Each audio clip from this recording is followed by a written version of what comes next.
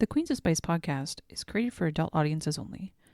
Our show contains cursing, vulgar content, dark humor, descriptions of sexual acts and desires, and is not suitable for listeners under the age of 18. Some episodes also contain themes which may be triggering for listeners. Please take care of yourself. Jesus Christ, the plot, it's so thick.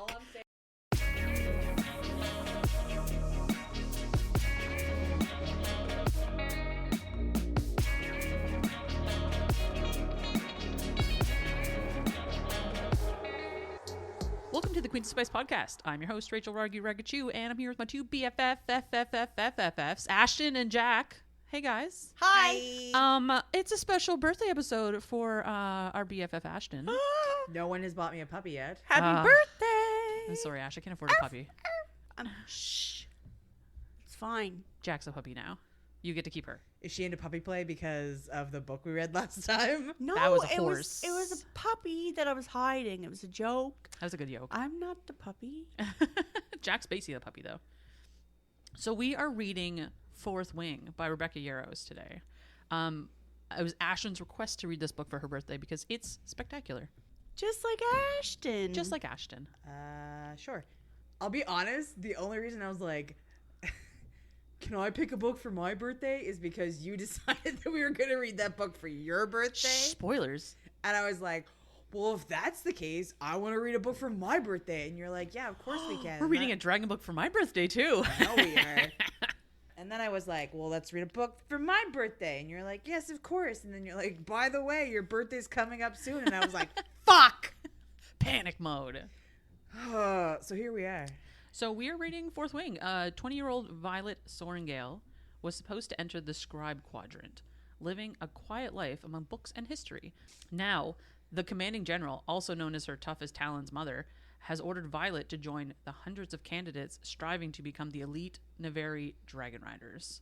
But when you're smaller than everyone else and your body is brittle, death is only a heartbeat away, because dragons don't bond to fragile humans. They incinerate them. With fewer dragons willing to bond than candidates, most would kill Violet to better their own chances of success. The rest would kill her just for being her mother's daughter, like Xaden Ryerson, the most powerful and ruthless wing leader in the Riders Quadrant. She'll need every edge her wits can give her just to see the next sunrise. Yet, with every day that passes, the war outside grows more deadly. The kingdom's protective wards are failing, and the death toll continues to rise. Even worse, Violet begins to suspect leadership is hiding a terrible secret. Shadow Daddy.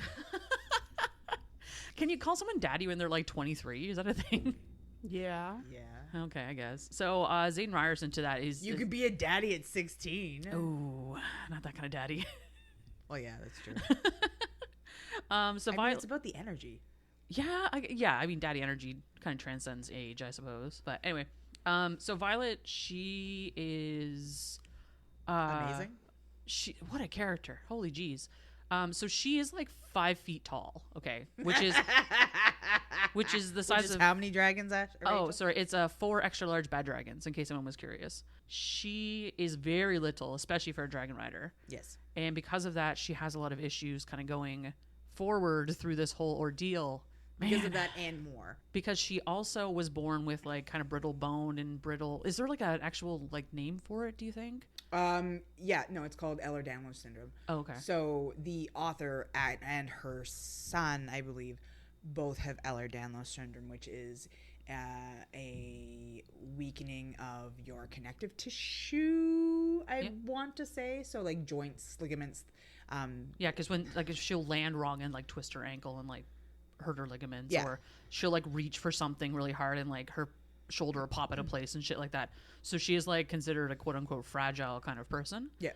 But it really reads through in this book too that like that's like the bare minimum of what she's fighting through every day. Yeah. On top of the fact that she's in this like her mother makes her join the Rider Quadrant in the Basgiath War College. Basgiath. Is that how to pronounce? Okay, so you listened to the audiobook, right? Okay, so you've got all the pronunciations. Yeah. Because this is like kind of a high fantasy book where we're going to have some stuff that I'm going to pronounce wrong right off the top. I can guarantee you that. And I remember in the group chat too, I was like, how is this pronounced? Is it pronounced like this? Or is it like that? Like, because Sorrengail. Sorrengail was one, which is Xaden's dragon. This book is wild.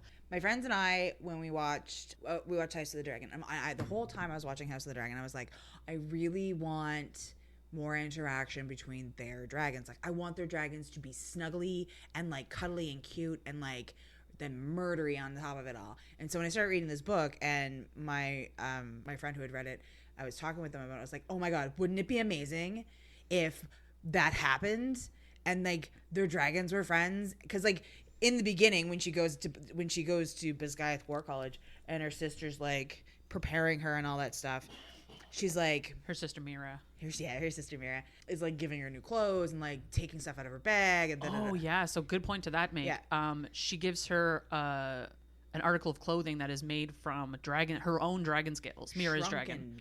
Shrunken dragon scales. So she like because dragons shed, I guess, every year or something, or they shed their scales on occasion. Yeah. And she found someone who could wield magic to reduce the size of things. Yes.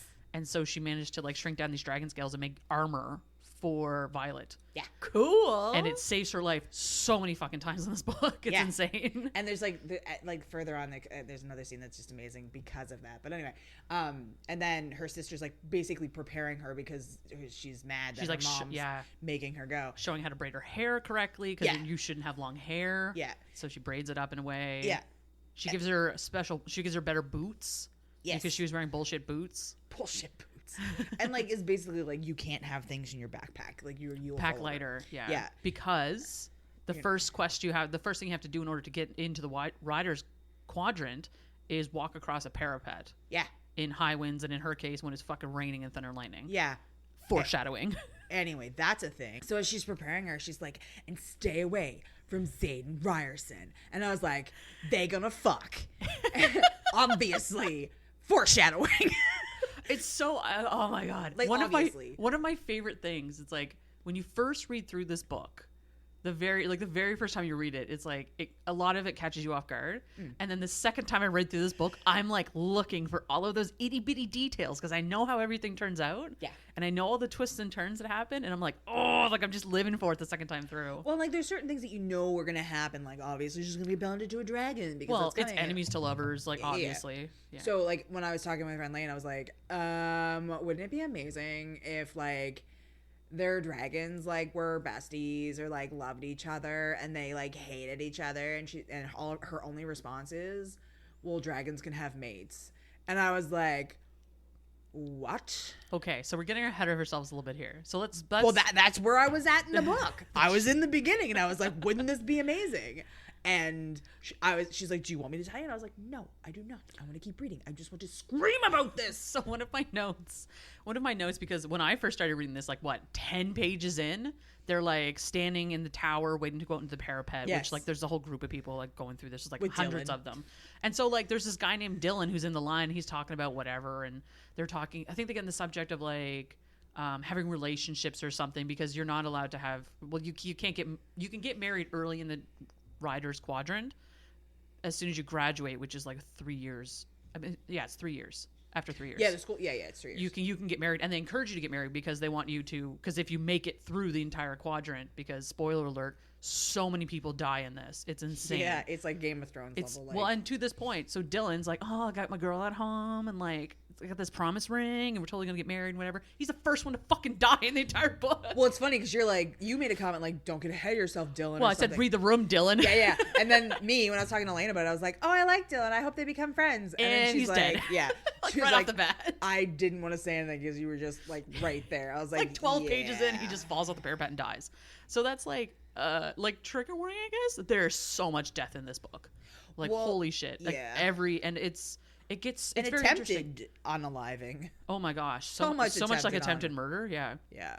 What I will say is that the way Yarros writes this book, it's like she's got a good flair for the dramatic in that like you get really invested early on in the characters. And she's a romance and like author. Oh, for sure. And like Dylan especially, we're like excellent case of like, oh, you like relate to this character, he's got a little bit of story, and all of a sudden he's just dead. Yeah. And that's shocking and that's horrifying. And then like the further you get into this book, the less Violet, because it's written first person perspective, the less she starts paying attention to that. Almost death? Like, yeah, because if you remember earlier in the book, she talks about standing in like their general assembly in the morning, and they read off the names of all the dead people. Oh, yeah. And so that happens less and less as she gets through, like to the point of like some days she'll just be like, oh yeah, there was one person that died this like today or whatever. So it's not like it's not a big ordeal at some point. And I think Dane, her BFF, Who's an asshole? anyway, spoilers. Again, that's another one where it's like reading through the book the second time, you're like, "Ooh, Dane, you piece of shit." I mean, every time. to be completely fair, the minute I got introduced to Dane and then he was trying to get her out, I was like, I dislike you. Okay, so you and I talked about how a lot of this story is very cliche. And that is one of those ones where it's like we have two main male characters. We have Dane and we have Xaden. Yeah. And a big cliche here with them is that Dane is the one who's like the loving, caring, best friend, blah, blah, blah. But he's also the one that always wants to protect Violet. He always wants to make sure she's like looked after and get her out of trouble and do everything he can to like take her out of the situation. As opposed to Xaden, who is always the one pushing her to do better and the best she can do despite all the situations that she gets herself into. Yeah. So he always wants her to persevere and because he knows that this is what she's here for. See, you read it as Dane is protecting her, and I read it as Dane is a mansplaining dickhole. You're not wrong. And that like, and especially after you get through to certain parts of the book, Yeah. you definitely get a different perspective on Dane. But early in the book, it still comes across as, and especially because it's Violet's perspective. Yeah. Because she doesn't switch her opinion of Dane until well into the book. Yeah. Like I'd say 3/4 into the book, she's all of a sudden like, oh, you do not have my best interests in mind. You just want to like keep me down and protect me. And like, I'm a little kid, right? It was one of those like when your friend gets into a relationship and you're sitting back going, no. Red flags. No. He doesn't love you. He doesn't love you. He loves the idea of you. Well, he loves something.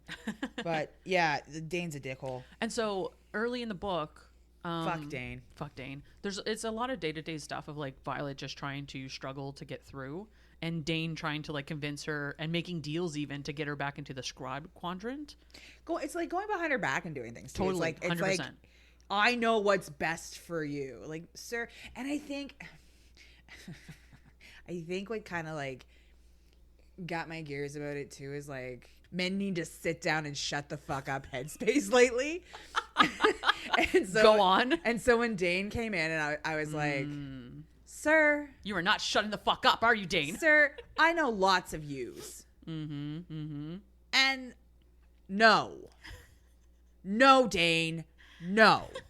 Do you know what it is too? I think Dane goes behind her back and tries to like quote unquote help her is what's going on. But Xaden, like further into the book, goes behind her back to help her legitimately. Yes. In so many impactful ways. It reads so differently than Dane's attitude. But it's also not done in a way that's over her. Heavens no. It's like Dane's stuff is done over her.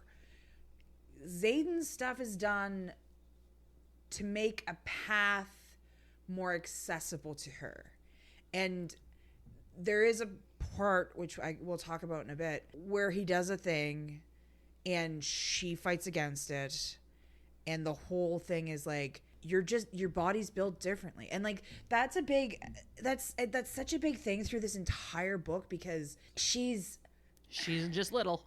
Yeah, she's not just little. And like, she's always wrapping her shoulders and she doesn't want to be seen as weak because, you know, it's very much a like kill the weak. Like the pack will not survive. The pack is only as strong as its weakest link. Yeah. And a lot of people in this book take that to heart. Yes. Including this fucking dickhead named Jack. fucking Jack Barlow, who I'd like to stab in the heart. Fun name. Barlow's a good typeface, actually, I'm not gonna lie.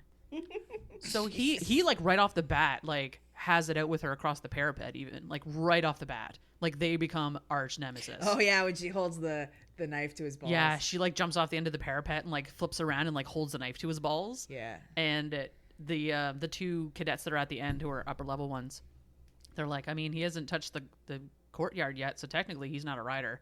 So you do what you want, because Violet, you're a rider now, technically. So, well, she's a cadet. Or a cadet, rather, yeah. She's like, well, he's not a cadet yet, so all of the rules don't apply.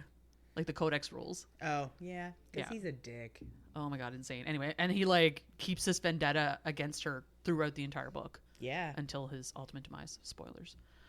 But right So off the much bat, demise. too, because the way this book is, and we're kind of, we're spoiling it a bit with her evolving relationship with Xaden.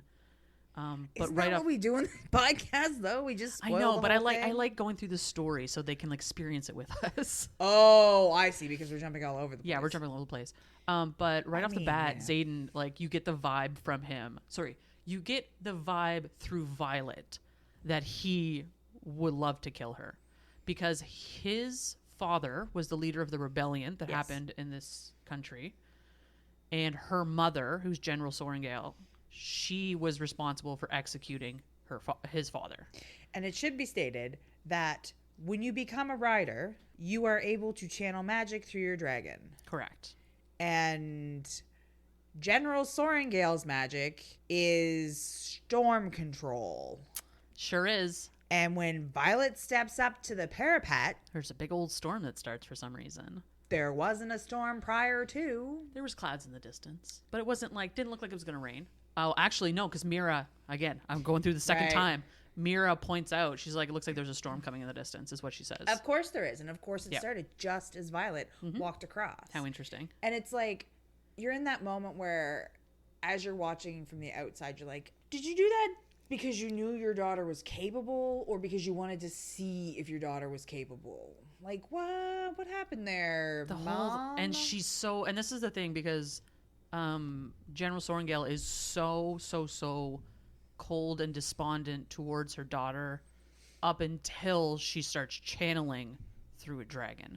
So again, we're getting ahead of ourselves here. But there's like whole parts where she's very despondent towards her. But even still, it's more of a, like, I have use for you and less of a warm and fuzzies. Like, at no point are you led to, at no point did I think when reading this book, oh, maybe she will have a solid relationship with her mom. Oh God, that never crossed my mind for 1 second. Ever. No, and she's a daddy's girl. Like her father was a scribe.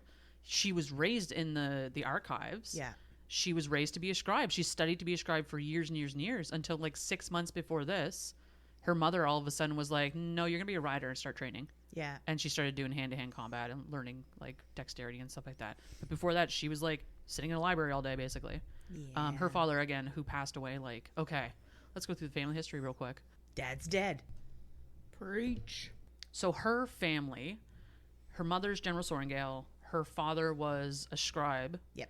Her sister Mira, she's 26, so she's like 6 years older than Violet. She has a red dragon named Teen, and then she had Tiny. I don't know. You listen to it looks like Teen to me, but I mean, I think it was said tiny. that's funny.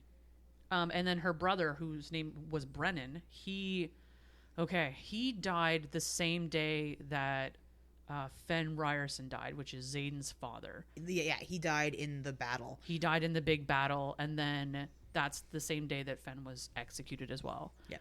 So they have a day for it. They celebrate it every year. It's like because it was like a huge uprising. Oh yeah. I can't remember. It was some Make all the murked kids feel like shit day. Okay, so the history of all this. So Xaden Ryerson is the oldest of what they call the marked kids. Yep. And the marked kids are all the children of the rebellion leaders, people involved in rebellion. There's 107 of them. What Xaden did was he made a deal. This comes out way later in the book, so we're again out of order, but history. Xaden made this deal with General Sorrengail and General Melgren, to basically save the lives of the children. And the deal he made was he took like 107 lashes, basically. He is a lash for every child that was saved. And he is responsible for them to never turn against the government again. And so the deal he made was that they would all get to join the Riders Quadrant instead of just dying. Because they would have just killed them. have an opportunity to prove themselves, kind of thing. Correct. So like if they're either going to die in service of their country or they're just going to die trying to become in service of their country. It very much has that like evil government feel to it. And man, that totally comes out and it's interesting because again, reading through the second time, it's like you pick it out so many times. Well, it makes you question things. Well, and so even in the summary, even about like Violet begins to suspect the leadership is hiding a terrible secret. Well, she's fucking right.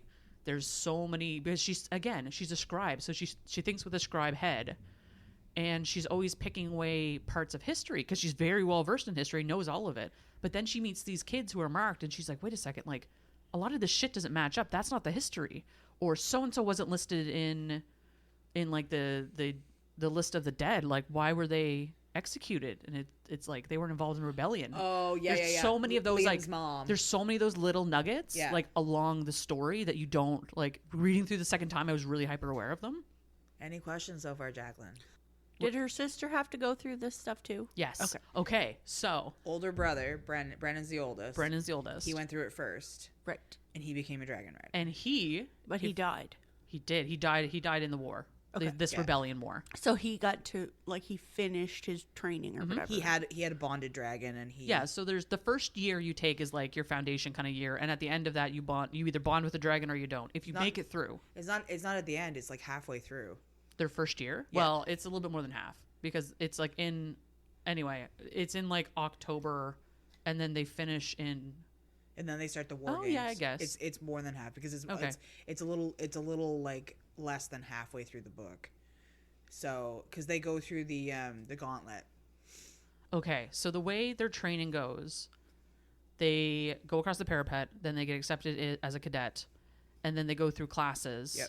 And they go through training. They do hand-to-hand combat training. Yeah, they challenge every week. Every week they have challenges. Yeah, they have a challenge, and they so every week, as a person, you fight against one other like cadet.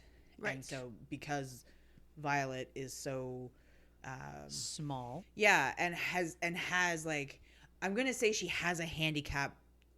Does that make sense? Yeah. Like, you know, She's not nearly as strong as everyone else, and also Yeah. she's very easily breakable. yeah, Is the well, problem? and that would be her handicap, right? She has to use her brain, and like you're talking about, like with the scribe, she's had to do a lot of thinking. So she's really bright, and I guess to go back to your like backstory, Brennan went through the War College, and then Mira went through the War College. But when Mira went through, Brennan snuck her the Book of Brennan, and then when Violet went through, Mira snuck Violet the Book of Brennan. So Violet has this book that has all of Brennan's musings and information, as well as, I don't think Mira adds to it, does she? I think there are a few notes from Mira in there too. Yeah, but a lot of it comes from Brennan, because he didn't think Violet would end up there. Like, That's right. That's not a place that they wanted her. So she kind of has a She has a leg up for sure. yeah, Because she knows who she's going to be challenged against. she knows how to tell when who she's going to be pitted against. It's interesting though. Ooh, how? Well, so here's the thing: the author never mentions. Something to do with names on a board or something. Yes, but they never mention anything more about it, or how, like Yeah. like they mentioned one time when she like went out to find out who she was going to be challenging, but there's no more detail about it, which is, I Yeah. thought was really weird, because it's such a like a big pivotal part of the book and how she gets through everything, and they just kind of gloss over that. Yeah, and then she poisons him. Okay, so she finds out who she's getting challenged, and then she finds out how to poison them. Yeah, and then she beats them. And then one of the first times she goes out to find one of these poisons, because like she's been raised here at the War College. Yeah. She grew up here because her mother was stationed here and her father was here. So she's very familiar with the area. And so she snuck out one night to go get it was like a part of a vine or something that was in a tree. So she was climbing this tree. She's like in her cloak, whatever. And then she hears some voices and she's like, oh shit, what's going on? And then fucking Imogen rolls up with Ryerson. And they're like having a conversation underneath the tree. And they're not supposed to be outside of the college. Well, okay, a number of things. But so they're having this conversation, and a bunch of other of the marked kids specifically are outside talking to them. Yeah. And so there's a law in the codex that more than 3 marked people are not allowed to be together at one time. Yes. And they are also outside of the walls. So this is like basically if she reported them, they would all get fucking executed. Yes. All of them. And so she's sitting here listening. She's listening to the conversation they're having. And, you know, like Zayden's obviously the leader of this kind of thing that's going on. And so the first thing she thinks of is like, oh shit, they're getting together to like overthrow the government again. Like that's her first inkling. Yeah. And then she listens to what they're doing. And Zayden is trying to help all of them get through college. Yeah. Like Survive. he's like, okay, well you work with this person to like do hand-to-hand combat, and you guys will learn battle brief together and that kind of stuff. And so like he's moving them around to like get the help they need, and he's like, what else does anyone need help with? And He's all trying these to help things. them survive. 100%. That's his only interest is helping them survive. And so Violet's listening to this the whole time, and she's like, oh, wait a second. There's like, this is just him trying to help. Yeah. Like, he actually cares about his people. And part of her musing on that is, I wish somebody from my town, city, whatever, would help me in that same invested way. And it's very interesting. Like, it's a lot of character building there where she's like, she's such a genuinely decent person, and she uses her brain as opposed to just jumping to feelings. One could also argue that she's kind of sheltered to a point in that respect too, and because she's colored only by like what she knows in terms of like her mom and all those things. It's true, well. But she's also willing to accept that, unlike Dane, Yeah. rules don't need to be observed all the time. Well, and yeah, And they're not hard 100%. and fast. Yeah. Because realistically, she should have reported that, and they should all be dead. Yeah. However, so they all leave, she jumps down from the tree and starts to leave. And then this is when she finds out what Zayden's ability is channeled through his dragon. Shadow Daddy. He's a shadow daddy, so he controls the shadows. So he knew she was there, and he's like, "Oh, hey, what are you listening to? Or what's going on?" And she's like, just hanging out in this tree." And he's like, Nice tree. "Are you gonna report us?" And she said, "No." And he's like, "Are you sure?" She's like, "Yep." He's like, "Well, I owe you one then." And then they carry on, and she throws knives at him, and it's a whole thing. And that one is his penis. Anyway, What? so but this is really beginning. Anyway, I don't want to like Jump I too don't far want to ahead. jump to the very very end where he like anyway, but it sets it off on a point, especially for Xaden, of like, oh, this is the one Sorrengail that maybe I can trust. And Well, I'm again, like, this is projecting at this We're point. not jumping ahead to mention that they fuck, because if they did fuck, we wouldn't be talking about it in the No, podcast. anyway, but But yeah, it creates a foundation for their interactions, because like up until that point, her whole like goal was to avoid him, and now she's intrigued by him, and now he's intrigued by her. So the hatred that they are supposed to have for one another is kind of doused a bit. it's like a mutual hatred at that point, but it's also a mutual understanding. Yes. And he recognizes that, like, oh, like, maybe, like, I don't have to, like, not that he can trust her, but like, he doesn't have the burning hatred to kill her, even though he kind of like quietly does. But he does. But again, it's from Violet's perspective. She's projecting that upon him of like, oh, he wants to kill me. In the back of his head, he's like, damn With it. his dick. Damn it, why am I into this? So it's a whole thing. Also, isn't that when he starts calling her Violence? He calls her Violence, yeah. Which makes me her nickname. so, because you get into these books and it's like, oh, little fox. Yes. Oh, little bird. And this Oh. is why the Dane versus Xaden thing is real. Because he's like, what's up, Violence? And then Dane's like, oh, baby, I don't want you to get hurt, little sweet girl. And it's like, oh, I see. Like, you're really setting a tone there. Yeah. Like, it's boy next door versus, like, the guy across the road. That's not even boy next door. That's like... No, Dane's the boy next door. I know. He's not even the boy Asshole next door. next door. That's like your mom's boss's fucking son who you're supposed to like and you were kind of friends with, but then he went off to college and he became a douchey frat bro, and you try and maintain a friendship and you're like, okay, well, maybe you're not so bad, but every time he gets drunk, he tries to force himself on girls. That's what he's like. Jesus Christ. Only he follows the rules. Except he's a rule monger. Is she talking about something specific? No. No, she's just exacerbating. I'll exacerbate you Hot damn. if you give me a puppy. No puppy, Ash. I'm sorry. Right. So I love how we've been going on like talking about this for so long, and we have gotten like 2 chapters into the book. God, yeah, we're like maybe 100 pages in. Are you serious? It's like a 500-page book. Listen, this thing is like, It's a beast. it sets it up so well though, There's a lot. It's so heavy with the stuff. There's so much stuff that and happens. like politicking and stuff like that. Yes, and like just day-to-day stuff, and like with her friends and developing friendships, because that was another thing early on. Mira was like, do not develop any friendships, and right off the bat she helps Rhiannon across the parapet. She actually gives her a boot. They swap boots, so she has one boot, and Rhiannon, it was even like, that boot saved my life. Well, and Xaden noticed that too. He did. Yep. And that was the moment where he was like, Oh. maybe she's not a selfish Sorrengail after all, kind of thing, right? Yeah, because as we find out later in the book, he's like, no, the first minute I laid eyes on you, I knew. I was like, I ah! was intrigued. Yeah. Ooh, So like, there's a whole bunch of shit that happens, but essentially they're training them up so that they can do this gauntlet. Yes. Is what we're aiming at here. And so the gauntlet is like it's a group of 5 switchbacks that have a bunch of like obstacle course stuff that duplicate dragon riding basically and fighting.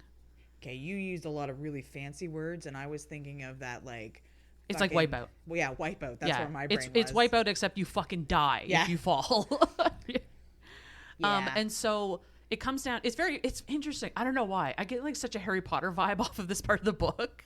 But okay. To that point, though, to that fucking point, this book felt like anytime when we were younger and we got into, because we started in fantasy really early, like 12 easily. Yeah, like we started young, and so this book felt like when we were young and those books were coming out, Harry Potter and all those books were coming out, like and Hunger you were just Games like, and and everything. and you're like, I can't wait to read this, or I can't wait to see what happens next, right? Like you just want to get home so you can read it. Like I have talked to so many. It's like a YA novel. It reads like a YA, but with adult content. And so this is, and what's so fucking brilliant, and like the author was so brilliant. Like it is so accessible for so many people. Like you could never have read a fantasy novel in your life, and you could pick this up and be like, okay, I understand the romantasy book. Like it's so accessible, which is fucking no wonder the thing's fucking popular. Oh yeah, it took right off real quick. Everyone's going on about it. Yeah. Wild. Anyway, again, it was sold out in North America. I had to get it overseas. Yeah. I'm like, fuck, like Jesus. Thanks, Waterstones. Yeah, right. Can always trust Waterstone to have the book. Any questions, Jacqueline? Nope. Cool. Nice floor. Imagine that this is what the Hunger Games is like, but I have no idea. It's very like it does. Here's the thing: this book is like Attack on Titan's vibe in a big way. Just the way the school's set up and the murder and death that happens and the squads and all that shit, and just like the intensity and the young people and like so it has that epic vibe of Attack on Titan, and like Yarros has she's a military wife, so she's very familiar with the military lifestyle. And so the book reads in that way too, of like it's the war college and it's broken into like the 4 quadrants. It's like the riders, the scribes, the healers, the infantry, and then like there are like the 4 wings in the college, and then there's 3 sections in each wing and 3 squads. And then all the squads have people in them, and it's like it's a very complex system. Yeah, it's a very structured system. And it was written in a way that was not overly complicated. No, because usually when they do that kind of stuff, it's a little dry and boring. Yes, but like, and I won't lie. Like the first time going through it, I was like, okay, trying to like, you try and do like that. Okay, this connect to this, connect to that, and like you want to like get it right away. And I didn't necessarily get it right away, but it didn't take me long before I understood the structure to it, because I wasn't reading it. Where if I were reading it, I would probably have an easier time connecting that information because I have the words in front of me. But I was listening to it. Do you know what else too? In this book, there are 2 maps. The first map is the map of the world. Yeah. And the second map is the map of the school. Yes. And so like it's very like I flip back and forth a couple times, just especially the world map. So the kids are from like this part of the country, and I'm like, where is that? And then they're like, then they're talking about like where the veil is, and they're talking about where the the force field basically is to keep all the baddies out. Anyways, it's a whole nother. There's a lot of stuff going on in this book. It's a lot of moving parts. So good. And it does open up. Fortunately, it does open up like once you get down through the college, like the 3/4 of the way through the book is when you start getting into like more of the world stuff. Yes. So they make it through the gauntlet. But she struggles because she can't get to the last point because she's short. So there was this one part, it's called the chimney, where like, it's hard to describe, where it's like, it's a big tall conduit and you're supposed to like put your hands on one side and your feet on the other side and like shimmy up. So like you lay across it. Is that how that works? Yeah, right? Like I had to read it twice, Ash. It was a tough one. But so she's too short to do it. Because I was like, why is she so short? And when you were explaining to me afterwards, I was like, I still don't get why she's too short for that. She just needs to jump higher. No, so what she ended up doing was there's these ropes that you can grab onto you get a penalty for them if you grab them. But she grabbed one of the ropes and hooked it around her arm and then scaled up the side of the chimney instead. Yeah. And so like she ended up cutting her hands all up doing that, but like it's that's how she managed to do it. Oh, I was thinking at the end part where she launched herself up with the dagger. That's what I was thinking. She had never even tried that part of the gauntlet because they like Yeah. like you mentioned, they trained this gauntlet. They've tried it a few times. That part was the first time she ever did it. Yes. So she projected on how to do it, and she loopholed herself using the codex in order to do it because the rules said a dragon rider has to take like just themselves is the only thing they can take in the gauntlet. Yeah. And then when they crossed the parapet, anything they had with them was considered part of them. Yes. And so she had a dagger that she had brought with her Yes. that is considered part of her. And so the last part of the gauntlet is this big wall you have to run up. Yeah. And again, she's too short in order to reach the top of it. So she grabs her dagger and she stabs in the top and then pulls herself up. Yes. And That's so, what I was thinking. And that was the loophole she came across that was like, because everyone's like, that you should get disqualified for that. There's no way Yeah, you're allowed to do Amber. that. Yeah, Amber Mavis, fuck you. And so, like, she's losing her shit about... Amber Mavis is one of the other wing leaders. She's losing her shit about And this she's stuff. a cunt. Anyway, she has Dane's interest, too. She's a right cunt. But she's a rules monger. And she also hates Violet, because fucking anyone. Anyway. Because Dane, Dane likes likes her. Violet. And Yeah. Amber wanted Dane's dick in her chimney. Nailed it. And so... And yeah, so, they did. And then, of course, so Zayden's the one up there, like, keeping numbers, because this is his squad. Or his, like, yeah, his squad, because he's the wing leader of the whole thing. Yeah. So he's the one sitting there keeping numbers, and he's writing shit down. And so Amber's having a fit, and he's like, Sorrengail, read me the codex. And she reads it. And she tells him exactly what I just told you about, like, this is what you're allowed to do. And he's like, Amber, do you have any other problems with this? Yeah. And just carries the fuck on because he knows that she found these loopholes and it works. So, And then again, once they get to the top, they're able to present themselves to the dragon. okay, so there's like, I think it's like 101 dragons that present them that would like to bond with one of the riders or one of the cadets in this case.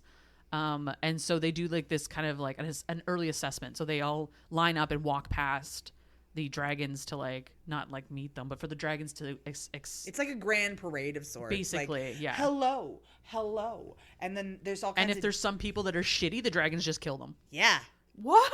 Yeah, Oh, they, yeah. they just straight up incinerate them yeah, it's good times. because they're like, you're shitty. Blah. Now, Sniff me and Bleh. see if you want me. what I wish. So what I will say too, because this is something I picked up the second time through too. Dragons have their own politics. Yes. So the dragons have their own society, their own politics. They do whatever the fuck they want. Yes. And there's nothing humans can do about that. Yes. So one of the things the dragons, they would never bond with anyone who was not honest about protecting Navarre, which is the continent. Yeah. So they can assess whether or not you have the best interest of your country in mind. Yes. And so anyone who was being selfish or anyone who's being shitty during this like lineup of conversations and stuff like that, they just fucking incinerated them. Amber. Amber's Amber already already got a bonded. dragon. Oh. Listen, she'll get her And, comeuppance. and Amber's thing too wasn't that she didn't have the country's best interest in her. It's just that she was a bitch. She was selfish, is what it was. yeah. Anyway, Well, that's not good for a country. Selfishness. we'll talk about that one Rule in a bit. following selfishness. So they go up and whatever down this parade, and then 2 days later, there is the Oh, but we skipped the fun part which fun part? where she's like walking through, and then everybody's like whatever, and then the dragons are like all of a sudden like all up in two her. of the green dragons. Yeah, they're all up in her business, and everybody's like, "What the fuck?" Yeah, fucking like what's her name? Rhiannon. Rhiannon is like having a shit fit. Yeah, She's yeah, like, Violet, Violet, turn around. There's two dragons right there. yeah, and And they're were sniffing her. Yeah, and she's like, "Oh, you smell tiny," and I can't believe that's how they pronounce it. Blows my mind. pretty sure. Anyway, and yeah, so she's like, "Yeah." So I like, was right. They are sniffing them. Yeah, no, she is. Yeah. In that case, yeah, because not Rhiannon. Violet's got that like thing that The her dragon scale armor. Yeah, the dragon skull armor that her sister gave her. Right. And so her sister's dragon is a green. No, her sister is a red dragon. Oh, I wrote it's them all the down. Sister's dragon scales? Yes. Yeah. So weren't the Oh. dragons red dragons? They were green dragons. Oh, they were green dragons. So they're all like, "Why you Because- smell like that?" Because Rhiannon bonds with one of them. I thought she. Oh, She bonds no, with one of the green dragons. It's Liam who bonds with the red dragon. Yes, correct. So yeah, these two green dragons pop out and start sniffing her, and she's like, "Oh, this is my sister's dragon's armor. Like you might smell them anyway." Yeah. And then I they just lick thought it was her, and super they're cute. just. It was very cute. It was very puppy-like. It was very. Although you say puppy like, you didn't even mention the feather tail. Because we didn't get there yet. The Feathertail's at the end. No.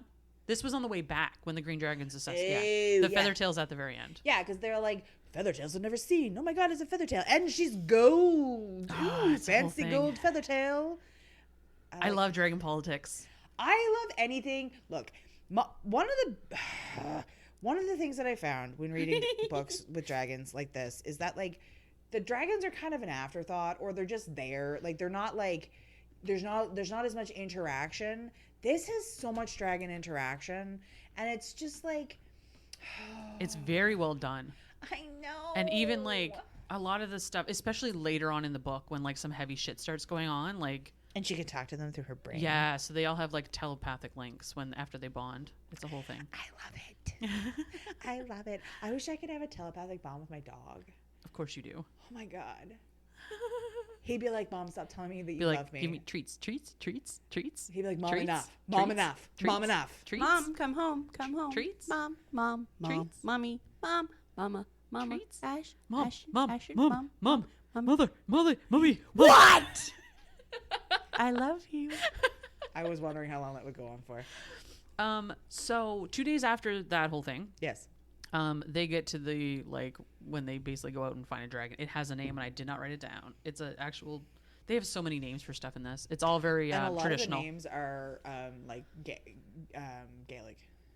That makes a lot of sense. They have like a Gaelic. I think it's Gaelic. I'm pretty sure they have they stem from. Because I saw a TikTok where they're like, I love seeing my culture, blah, blah, blah. And then they talk about like how things are named. Like that's why Basgiath. Right. Okay. Yeah. That makes a lot of sense. But And that's really, also it's pronounced like Jonathan. It's spelled like Washanakula, but it's like Jack. like Siobhan, like that kind of name where it's Siobhan. like, let's throw some extra letters in there, whatever. What? Oh yeah, I know what you're talking about now. Sorry, I thought you said shoulders, and I was like, why are we Head, putting shoulders, knees, and toes. Why are we putting our shoulders Knees and into toes, things? knees and toes, eyes, Start pairing- ears, mouth, and nose. So then they go and start pairing up with dragons. They all get real like they go out into it's like the space between the Vale and Oh, like the valley thing. yeah, the valley. I can't. It has a name anyway. It's eluding me right now. Yeah. But, And then the evil Jack dude is Okay. like, Hold on, let's go through the whole thing. oh my god, You're jumping to the end. well, she follows the dragon. Okay, so they say that when you find a dragon you're going to bond with, you get a feeling that you're going to bond with that dragon. And so it's she runs not them into burning you. so Violet That's also a thing that can happen though. Oh yeah, they'll torch you. There's a number of them. Like again, the death in this is like kind of casually done in a lot of ways. Staggering. It's insane, but it's just like, oh look, there's a plume of smoke over there. Someone else is fucking dead. Like whoop de doo. But so she kind of walks around and meets a couple red dragons and green dragons. But like she meets a couple dragons along the way, and And then she's she like, climbs a tree. so she's like, these dragons are starting cutting it and whatever. So These she's like, dragons aren't cutting well, no, it. like she didn't feel the vibe with them. Yeah, Jack, what's up? You have your hand up. Yes, I do. Are the people picking the dragons, or the dragons picking the people? It's like a fated mates kind of feeling. Like they so they both know. parties will just know, like a magnet. Yes and no. I'll say that. Because the dragons ultimately pick which human they want to be with. But the humans get the inkling that they should go to that dragon. And beg for them to be picked. No, not really. It's a mutual understanding typically. Is that there part. any And try and fighting mount them. between, like, I want that hot dragon. Yeah. No, bitch. Right. Oh, he's mine. Slap. Okay. So You Jacqueline. have no eyebrows. You don't need that dragon. I've got the bisexual eyebrow thing. I'm gonna. I should get the bisexual dragon. Well, I mean, okay. I didn't mean to segue that way, but like short interlude to the dragon picking. One of the things that this book does very well is its inclusion. Oh hell yes. Like Holy shit. completely flawless. Oh yeah, Rhiannon, especially right off the bat, she's like, "Hey Tara, how you doing?" And then like later on, she's like, "Yeah, I just took Sora to bed, no big deal." Yeah. Like she's just and nobody And bats Riddick. an eyelash. And Riddick, yeah, Riddick. yeah. Like He's very funny. And like there's a whole bunch of stuff we're jumping around, but like Yeah. there's a deaf character. I love how that was presented too, and I also love that later on there's somebody flirting with them through sign language, and it's just like It's so refreshing. I like. And it's all of it's like you said, it's very seamless and flawless. Like it's so well integrated in the book that it's just normal. It's not a thing. Like Yeah. it's like It's like of course that person's deaf and people can sign to them. Like yeah, of course. yeah, But at the same time, Violet was still shocked that Liam could, because it's not a given, but it's it was but then really but well then done. Liam was flirting with her, and she was like, "Stop flirting with my friend." Yeah. I love Liam. She's not into like short-term stuff. She's a long-term relationship girl. Yeah. It's very funny. Yeah. Foreshadowing. So she looks around for a couple dragons. She's not getting a vibe, so she climbs a tree to see if there's any other dragons around, because she's wandering around for a while to find them. And then she sees Goldie, the little feather tail, who I guess. So I guess I'll go through like there's red dragons, green dragons, orange, brown, blue, and black. So they're all full-grown dragons. This is a feather tail, which is a different type of dragon. Well, and each dragon has a different kind of tail. So you can have red sword tail, red mace tail, red club tail, those kinds of things. So just because it's a color doesn't mean you're going to get the same tail on it. It's and a that's whole the thing. big thing with And sizes. They're all different sizes. Yeah, and that's the big thing with the black dragon is he's the only one with the mace tail. Wasn't that a thing? Morningstar tail. Yeah, yeah. And because he's got the big tail and he's a big dragon. And they do have a class where they go through and like talk about all the dragons that are available and all the different breeds of dragons and like the strength of dragons, and that comes down to the cliched thing too, where they're like, and then there's we'll talk about this black dragon, but he will not be out there, so don't worry about him. He hasn't agreed to bond. Yeah. He's a big black dragon.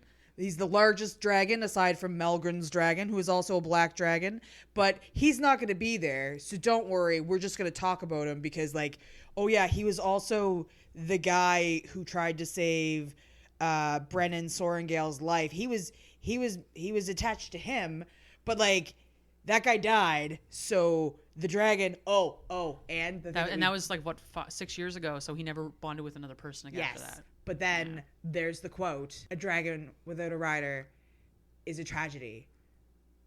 A rider without a dragon is dead." Yes. So, and it's that comes up like twice in the book, I think, and it's one of those like you don't really realize how much of an impact this is going to have later. I fucking love it. and it's something like I think going through this series, because this is the first book. I think of it 6 or 7 books. It's going to be, and the second one it doesn't even come out until next year. November. Oh, is it okay? Because it's called Iron Flame. Yeah, comes out in November.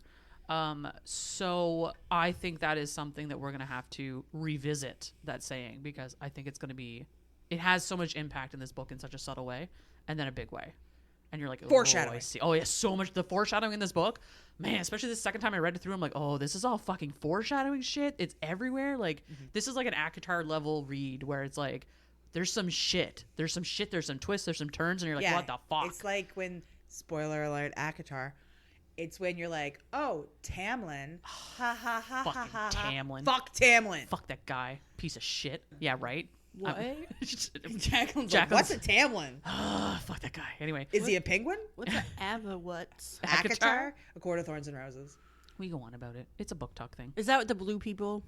Avatar. ACOTAR. A Court of Thorns and Roses. That was the first book I told Rachel to read. Yes, that I read that. Actually, I was on the flight back from Ireland. I read that. Yep. It was great. So she sees a little feather tail, but then she also hears these fucking dickbags. One dickbag, Jack fucking Barlow, and his little cronies. Ooh. And they're like, oh yeah, let's go find that little bitchy dragon, the piece of shit one. We need to go destroy it because it shouldn't be allowed to bond with somebody because it's so weak. Rude! Because the feather tail, the golden feather tail, as we mentioned before, is like little. Like she's a third of the size of a normal dragon. Like she's just small. You later find out that she is actually a baby. She's a baby dragon. And the reason feathertails are never seen is because they are babies and they stay in the veil. They're never supposed to leave the veil. I bet you that fucking dragon's gonna kick some ass. Okay. So she jumps down the fucking tree and she circles around and she tries to cut them off to save this dragon. She's like, you are not fucking, like, you can't kill a dragon. Are you crazy? You just can't do that. That's not allowed. That's like a sin. It's like a huge sin against everybody. So she like ends up tripping and like pulls her ankle and shit because again, she's like she has problems with her limbs. So she like basically sprains her ankle really bad. And then she like throws herself between this golden dragon and these 3 arseholes, one being Jack Barlow. And then so the 3 of them like face off against her. And she whiffs a knife in Jack Barlow's shoulder and he takes the fuck off because he's a pansy. Oh, was it before that though that Xaden was like, before this whole thing that Xaden got with the knives?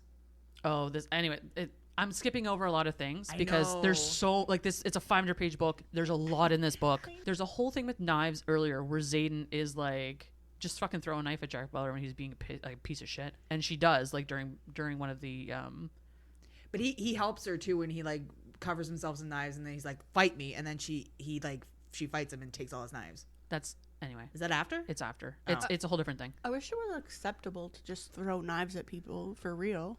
I agree. 100%, Jacqueline. Thank you.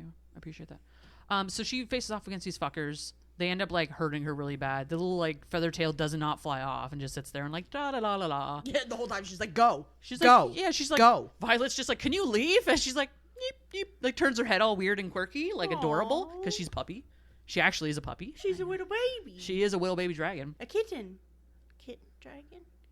No, puppy. She's definitely a puppy, more because she does like bound around and stuff. Yeah. She's adorable. Yep. What about a goat? A kid. Less goat-like, And more then dog-like. Lioness.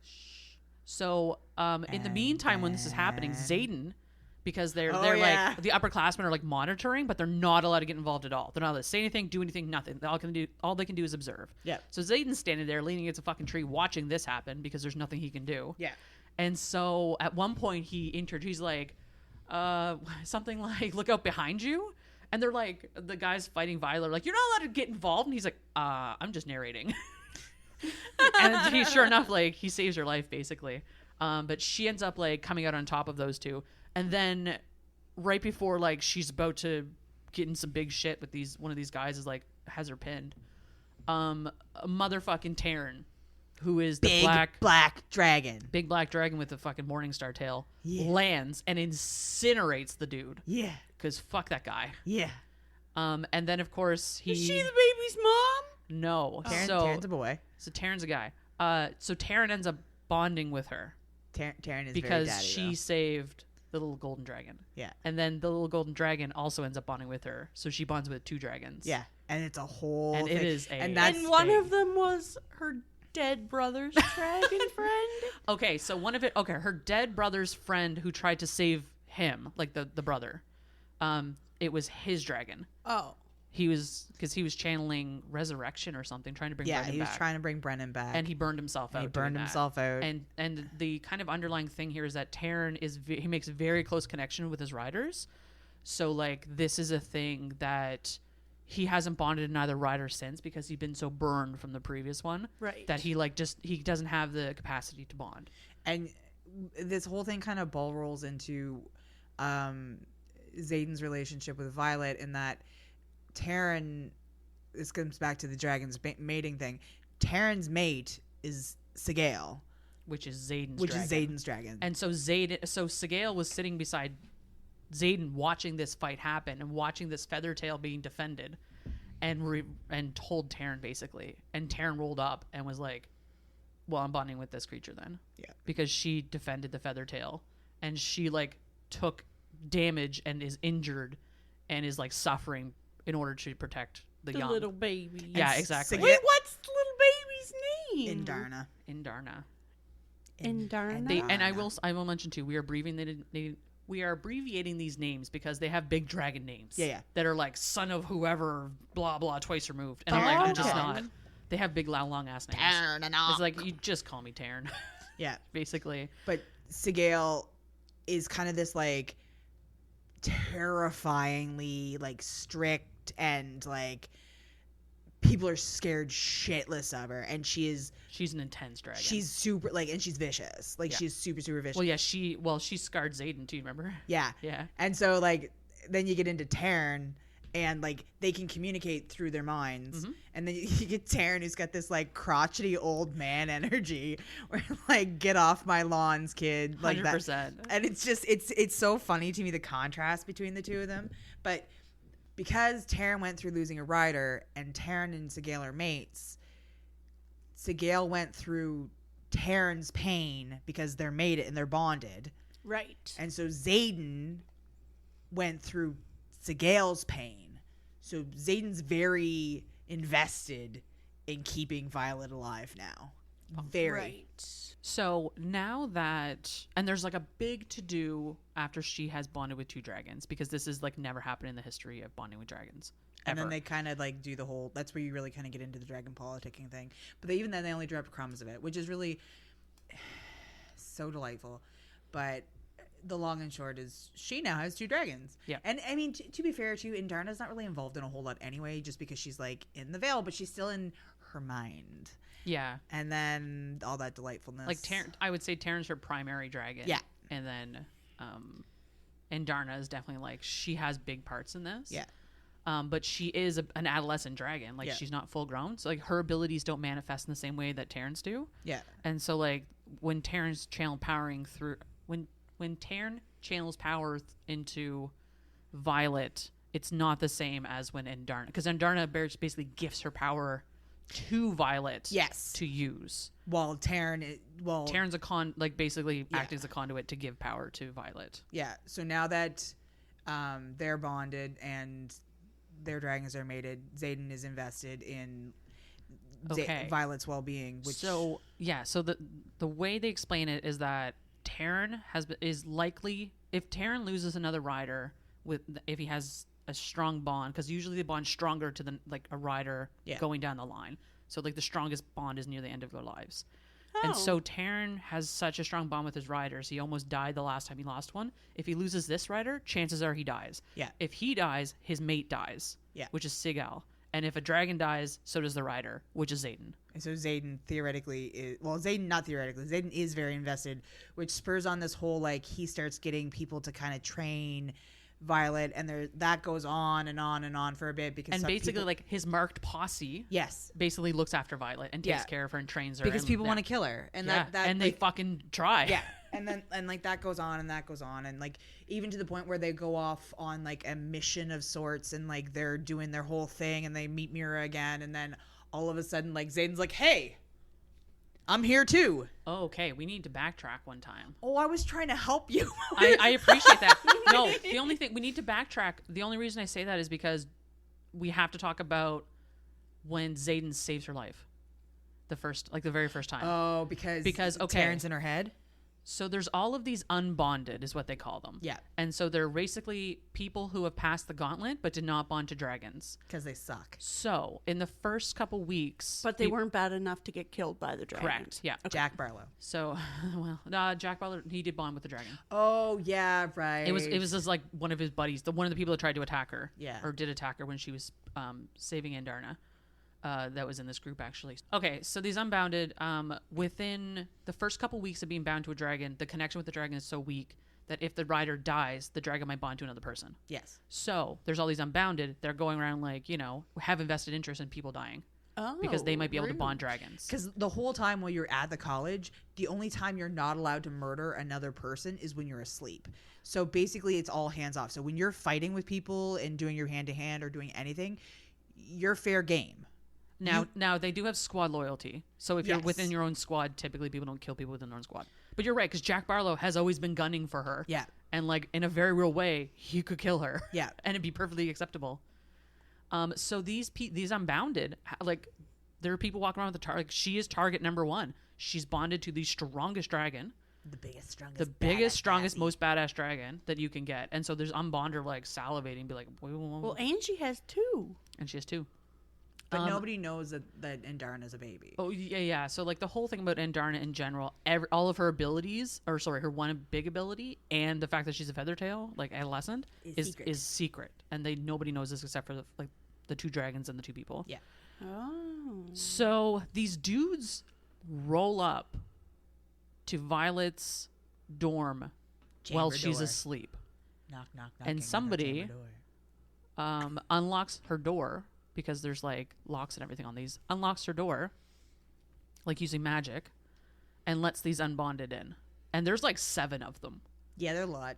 And they try to kill her. And so like the fact that she always sleeps in her dragon mail, because of course she does. Because her sister told her to. Her sister told her to. And that's the only thing that saved her life. Because one of them like took a sword to her side and like bruised her ribs really bad.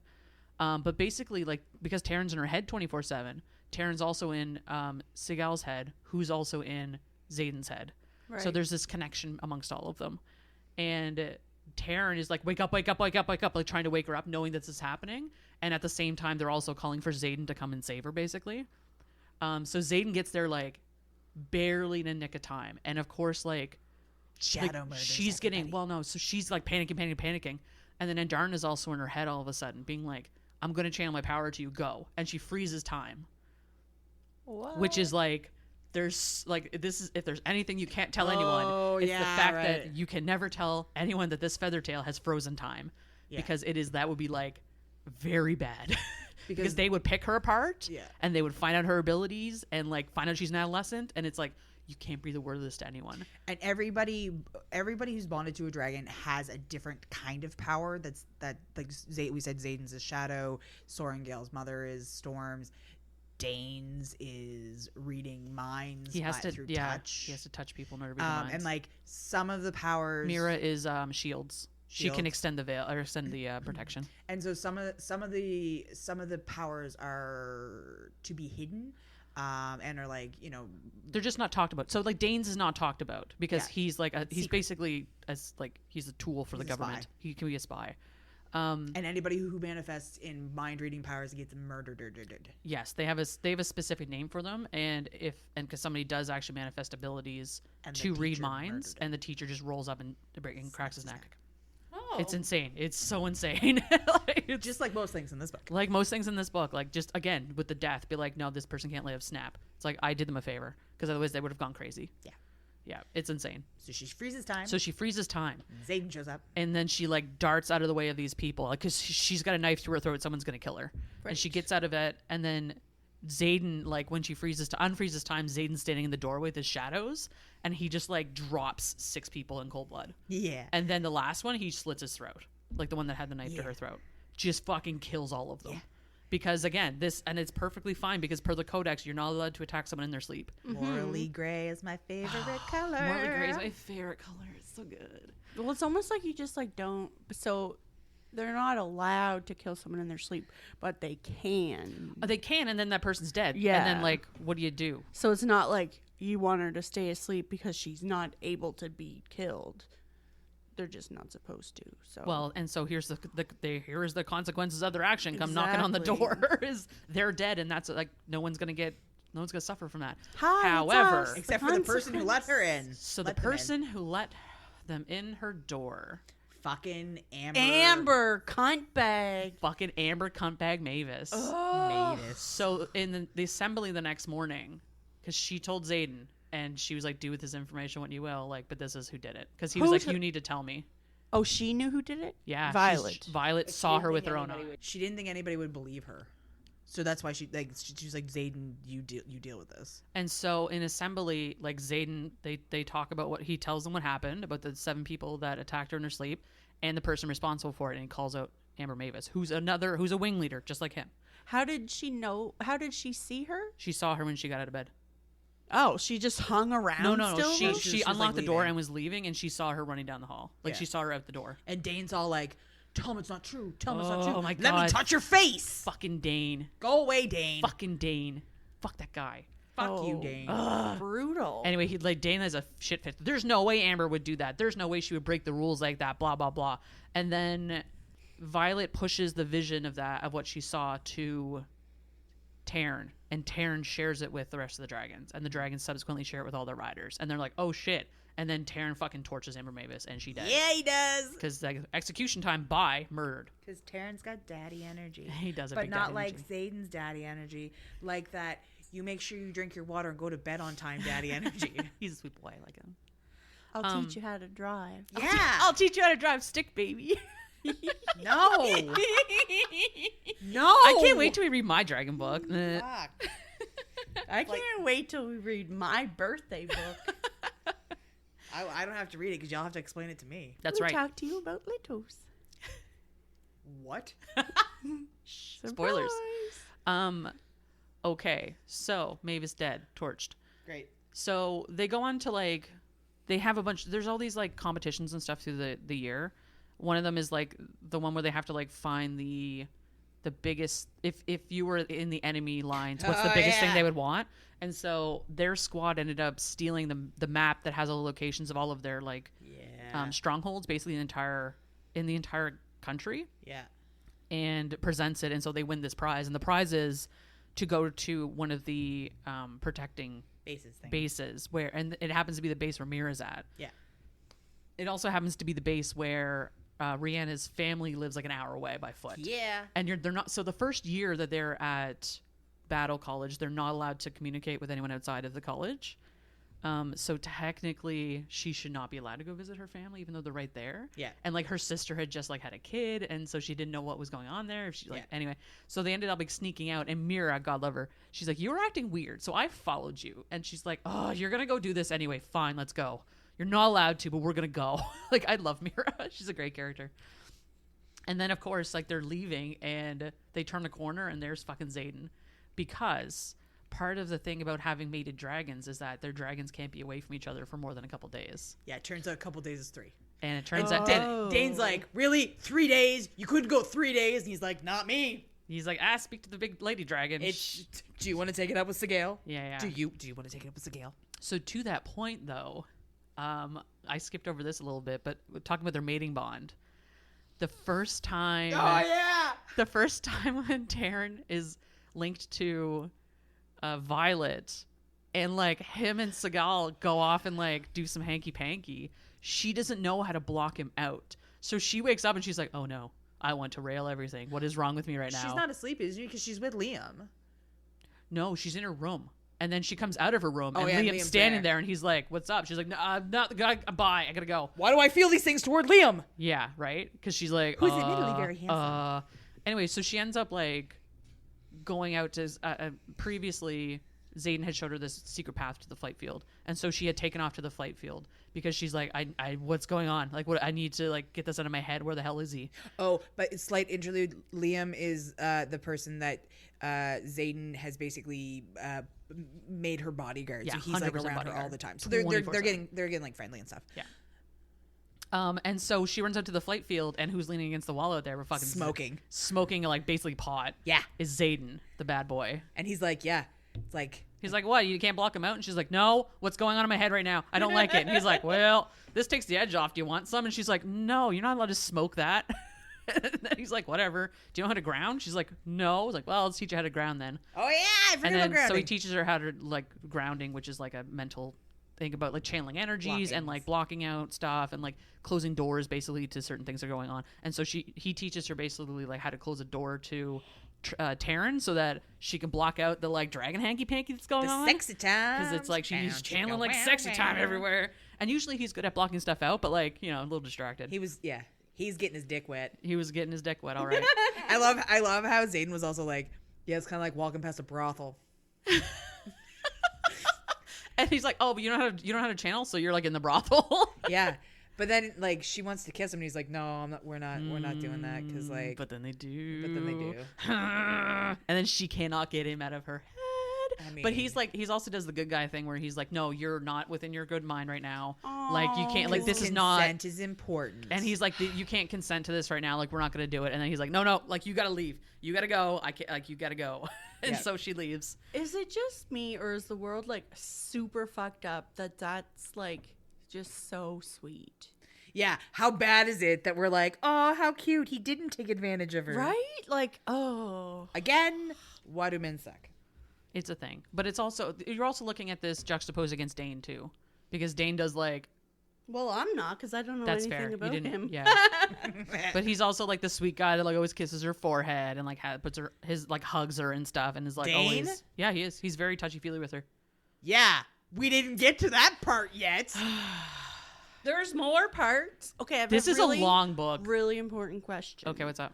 Where are all the other baby dragons? Okay, they're in the Vale. So the Vale is where the dragons live. Nobody goes there. And they're not... Here's the thing. Little baby dragons are never supposed to leave the Vale. Yeah, so how did So Andarna does whatever the fuck... Here's the thing. Dragons do whatever the fuck they want. Okay. And Andarna is no, like... I'ma do what I want. Yeah, she's like, I'm here. This is fine. And even Taryn's like, she's fine. It's here. Like, whatever.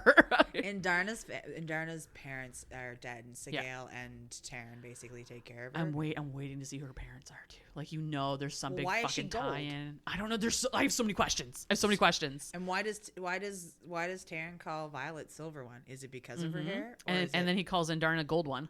Yeah. Yeah, there's like, it's a whole thing. There's a lot of mentions about how Xaden has gold flecks in his eyes.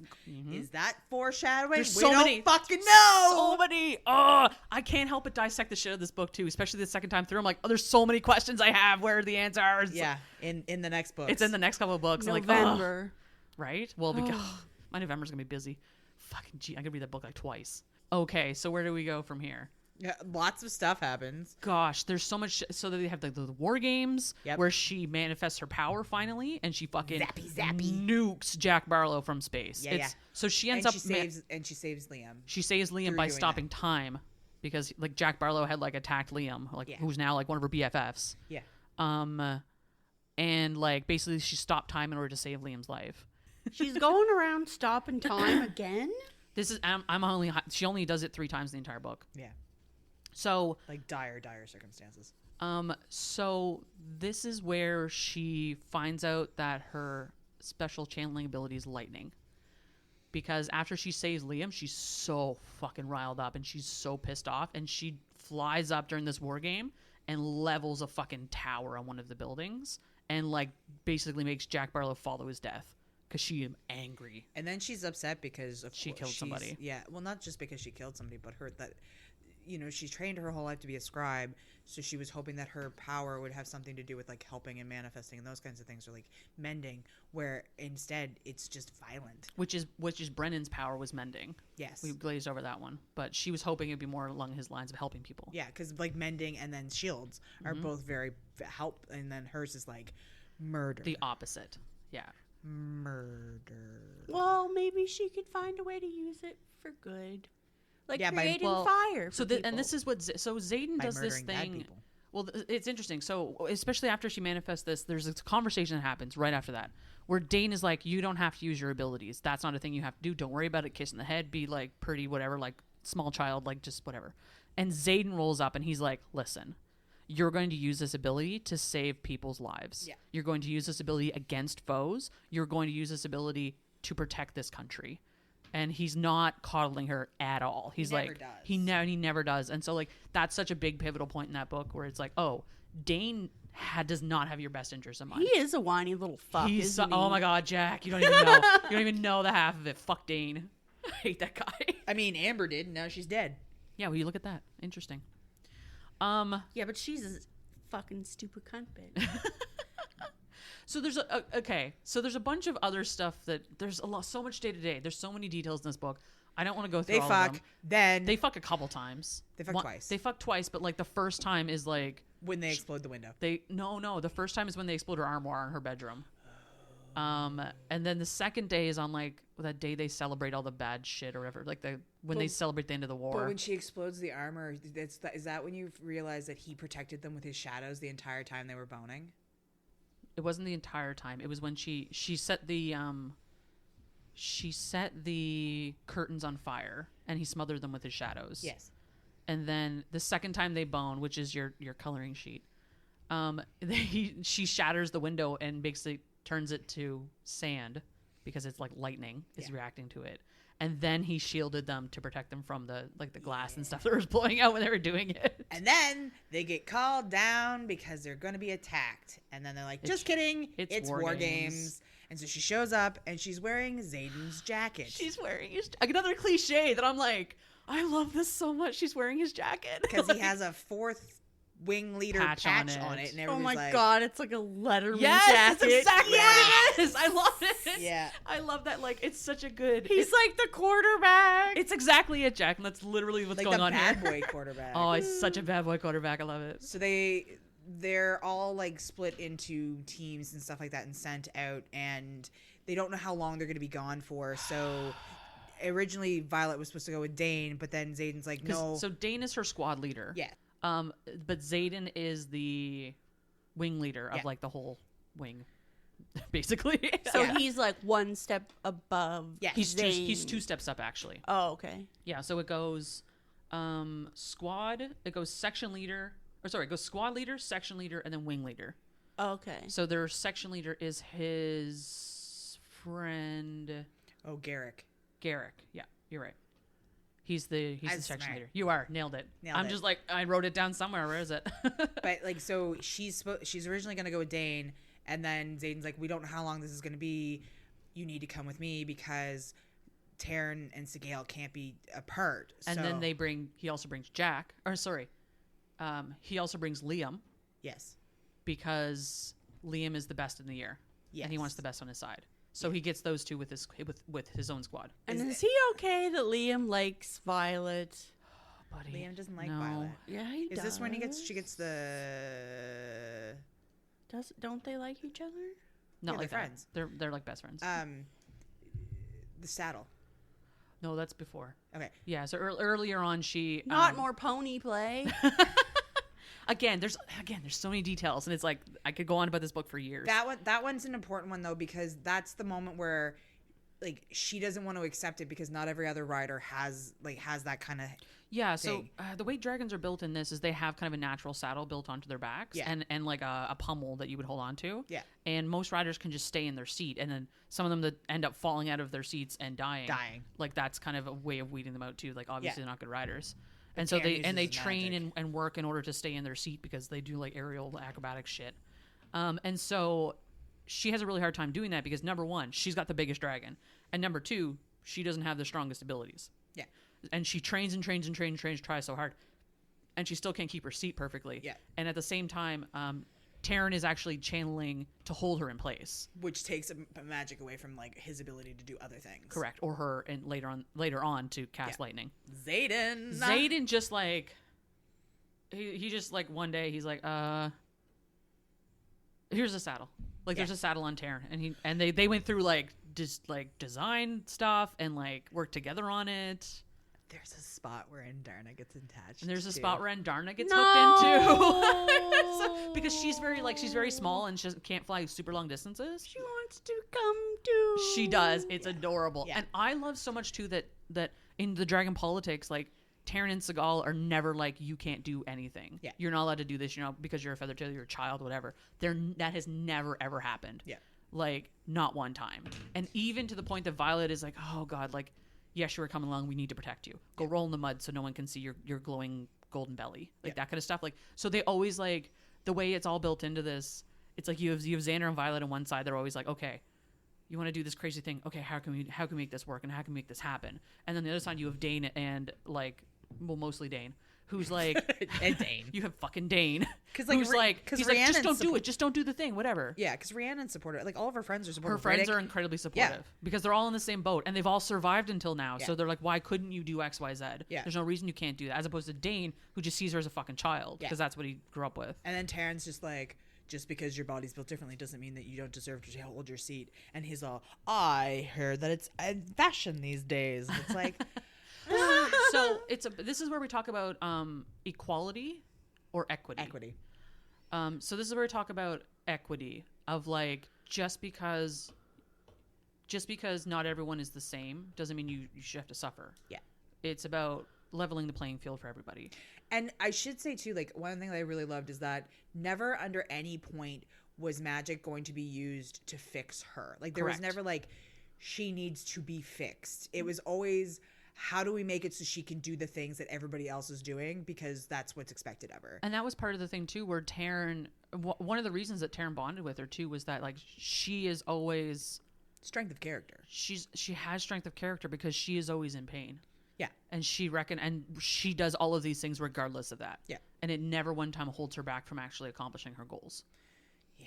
And like she has such a good team behind her, which is an interesting thing because early in the book, Mira again is like, do not form bonds and do not have friends and whatever. And it's like, it's her friends in those bonds that like really solidify this entire story for her. Who peed in her Cheerios? Why is she saying that stuff? Mira, because Mira herself has gone through it in a completely different perspective than Violet did. So she doesn't have like friends and stuff? Not really. Like they don't talk about any of her not friends. the way that not the way that Violet does, where she's formed bonds with people that are very deep. And like if Rihanna had died in this book, like fucking Christ, I don't know what I'd do with myself. Like her very, very close friends. Like it's insane. Yeah, but Okay, so she man. goes off. Okay, what I'm gonna say right now is that we are gonna get into big spoilerville. So if you want to read this book and do not want it to be spoiled in any way, shape, or form, pause right here, go read the book and finish it, and then come back and we can talk. Because like we're gonna get into some like world building shit that's going to ruin the experience potentially. Yeah, and this is a book you like at this You point. want to experience this. This was the point where I was like, I remember looking at my boyfriend and being like, I either need to stop listening to this now and like continue with life and help you like cook supper and do all the things, or I need to hide away and finish this fucking book because the shit's getting so real and so good that I will not be able to stop myself without crying. So, and he's like, oh yeah, just put potatoes on. I'm like, no, you don't understand. And I literally This is not a multitasking situation. No, I literally like, did all the things, helped out, cleaned the whatever, put my kid to bed, and then I was like, all right. And so settle it in. And so that was you kind of were like, you gave me the inkling that some shit was going to go down. Yeah. And I was going to cry and some bad stuff was going to happen. And so I got to the point where I had like 80 pages left in the book. And I'm looking at these 80 pages and I'm like, these 80 pages are going to fucking break me. Yeah. Like, let's do this. It was like, buckle the fuck up, because like I kind of knew what I was getting into. So like when you get to page 420, be prepared. You're about to get fucked up. Yeah. So, whew, okay. Number one. Bye, guys. Yeah. Bye. So if you don't want to get fucked up, bye. Leave I'm now. outie. We'll see you later. Peace. Enjoy the book. I really hope. Happy Rebecca birthday, Yarros me. is wonderful. Happy birthday to Ashton. But we're about to tear your fucking heart out. So, Yeah. Okay.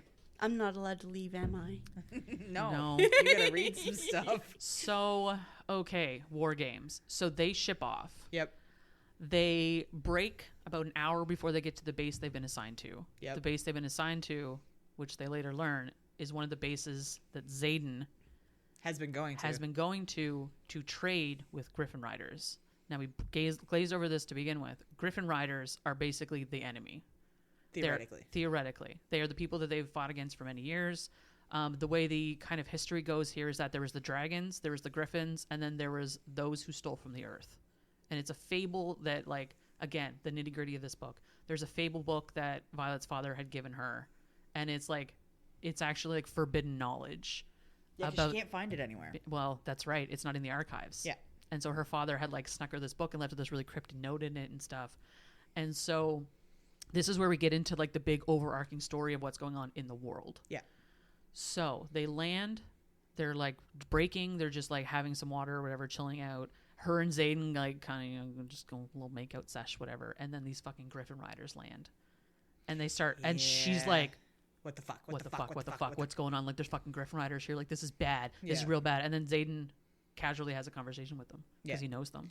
This was kind of heartbreaking too, in that like, man, it hurt. It was hard because you realize, like, she realizes that everything that she's known is a complete and utter falsehood. Like, her world is shattering right now. Yeah, and to the point though, because she literally was just like, Xaden, I love you and I want to be with you and we're gonna do this relationship, because there's all this back and forth about, he's like, do not fucking fall for me. Yeah. Do not under any circumstances, because he knew as soon as like this started transpiring, he has to bring her into this world. Yeah. And so this is the world he's bringing into her right now, and she's just learning it out of nowhere. And she realizes, like, not only has she been lied to by her parents or by her mother, but she's also been lied to by Xaden. She's been lied to, like, everybody, literally everybody, aside from like Rhiannon and Riddick and them, because the ones who don't know. Yeah. But all of the university, even Dane. Even Dane and has Dane an in a huge too. way. Oh my god. And Taryn. And Taryn. Yes. Like, Taryn, to that point, Taryn knew about all this because of Sorrengail. And they all agreed not to tell her. Yeah. And it was one of those moments where, like, even Taryn was like, I'm sorry. Like, I should have told you. He recognizes. Yeah. But, like, and she's like, shit, the one bond that is stronger than a dragon rider's bond with her dragon is a dragon's mate bond. And he even promises her at that point too that, like, he will never keep things from her again. Yeah. Correct? He does. Yeah. And it's a big pivotal point. And again, because Taryn has a very, very strong bond with his rider. Yeah. This affects him so much. Yeah. And so, like, I love getting that, like, big emotional element through, like, what are fundamentally secondary characters. And so they bring them in such a big way, and I can't wait to see that going forward too. Of, like, that's a really big theme in this book as a whole, though, like, sure. the way the secondary characters are really brought into importance, and we're going to get into that in, like, a moment. Ugh. Okay.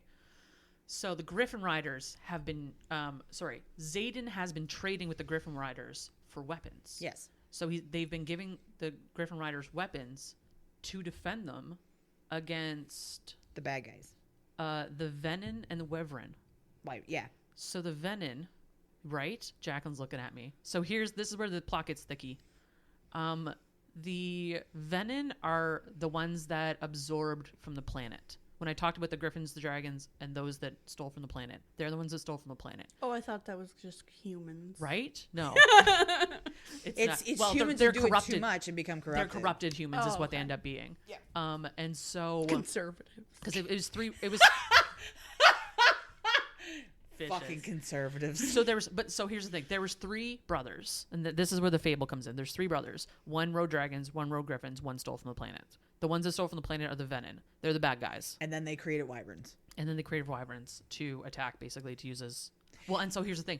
They don't bond with the wyvern. They create them. Yes. And they create them to kill. Yes. And so unlike a dragon, where it's like if you kill a dragon, the rider dies. In this one, you have to kill the rider and the dragons die, or the wyvern die. So it's a different like bonding. Right. Gosh. Bad, bad. Okay. But so, then...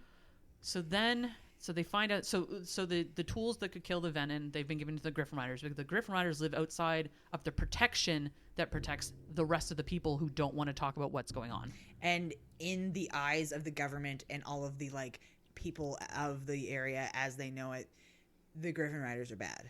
And so the Venin, so the Venin cannot use their magic abilities inside of the protection. Yeah. And so the Griffin Riders, being on the outside of the protection, have to defend against the Venin. Yeah. And there are like actual people who live outside of that protection ring. Yeah. And like the Griffin Riders defend those people. And so, but the dragons don't protect them because they're protecting their own people inside of their little bubble against the quote unquote Dragon Riders, who are trying to get weapons in order to protect themselves from the Venin. Oh my it's God, this whole, NATO. Oh my God. It's this whole Did you say fucking thing. NATO. Where's NATO when you need it? Jesus. It's this big whole conspiracy theory bullshit thing that's like coming to fruition. Yeah. And so, in the meantime, Jacqueline, buckle the fuck up. Dane had read Violet's mind unknowingly against her consent. Who did? Dane. Okay. Fucking Dane. Also, I didn't mean NATO. I meant United Nations. Thanks, Jack. And so, at one point, she had asked Xander, "Tell me something real." And he's like, "Well, like what?" And she's like, where were you that night when I saw you XYZ? Like, it was such an offhand comment thing. It was such a bullshit, like, "Oh, I was in this place." I can't remember the name of it. It has a very long name. And the place that they got sent. And so it ended up being the place. Liechtenstein. Sure. Liechtenstein. So it ended up being, because this is where he was going to trade with the Griffin Riders. Yeah. And that's why he mentioned it to her. She's like, "Oh, I was here." And she's like, "Oh, what for?" He's like, "I'm not telling you." But he told her the real place? Yes. He just didn't say why. Yeah, correct. Okay. So Dane had plucked this out of her memory. And Is he the one that can just touch you and Yes. steal things? Correct. from And your so memory? And she made him promise he would never do that to her. Oh, Yep. what a dickwad. And so Dane's father is the secretary to her mother. So basically, they're all in cahoots and they're all at the top. And they're all dickholes. And so Dane relayed this to his father, who put it up the chain.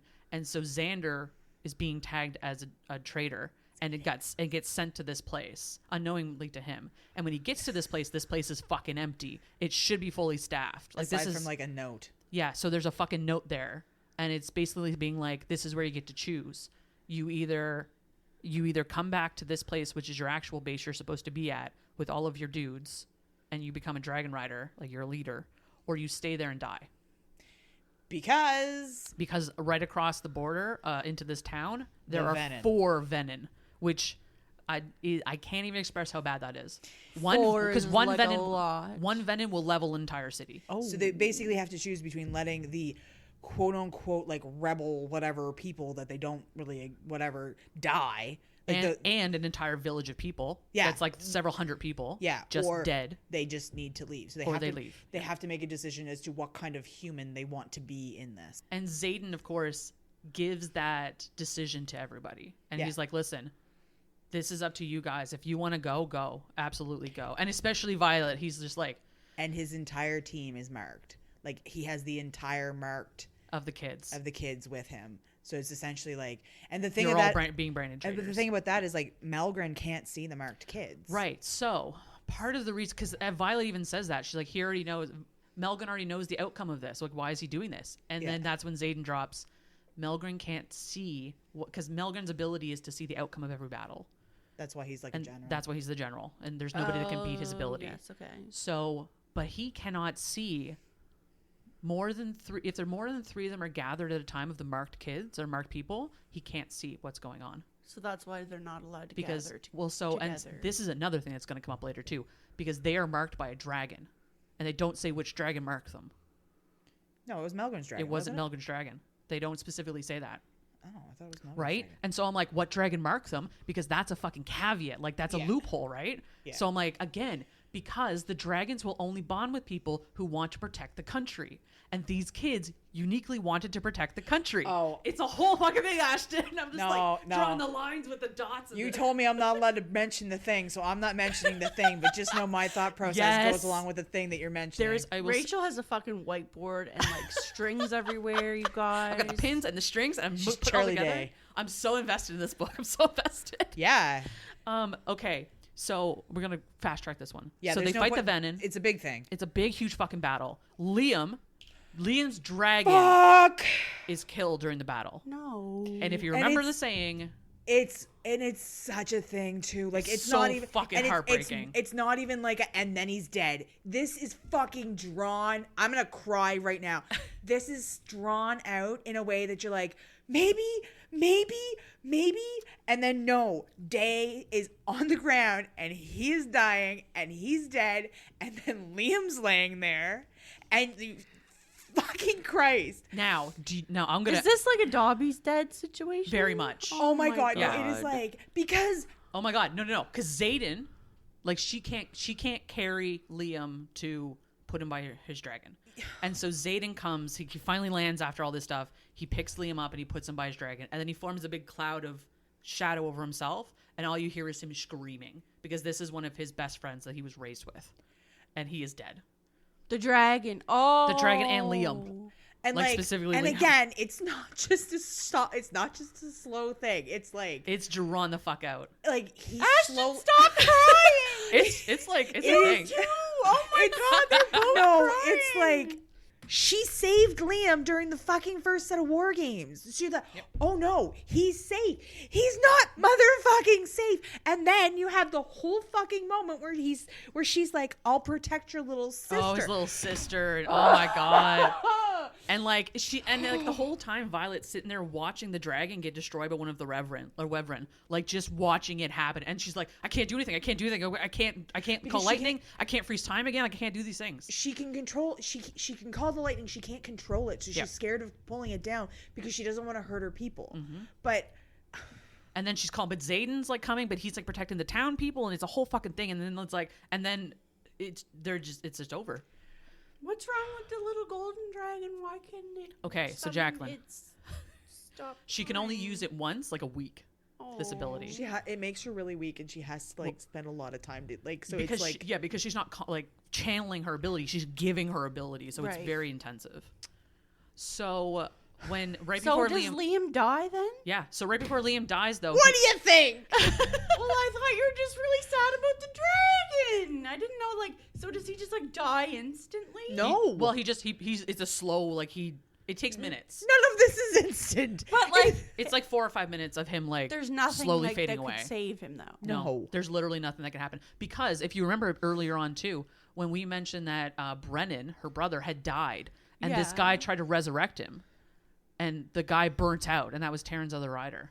Yeah. So like you cannot resurrect people. It's just not a thing that happens in this universe. But like, there couldn't be like another dragon that's like, whoop, I got you, bro. No, it's No. not a thing because again, the dragons can't do that. A That's dragon not without a rider is a tragedy.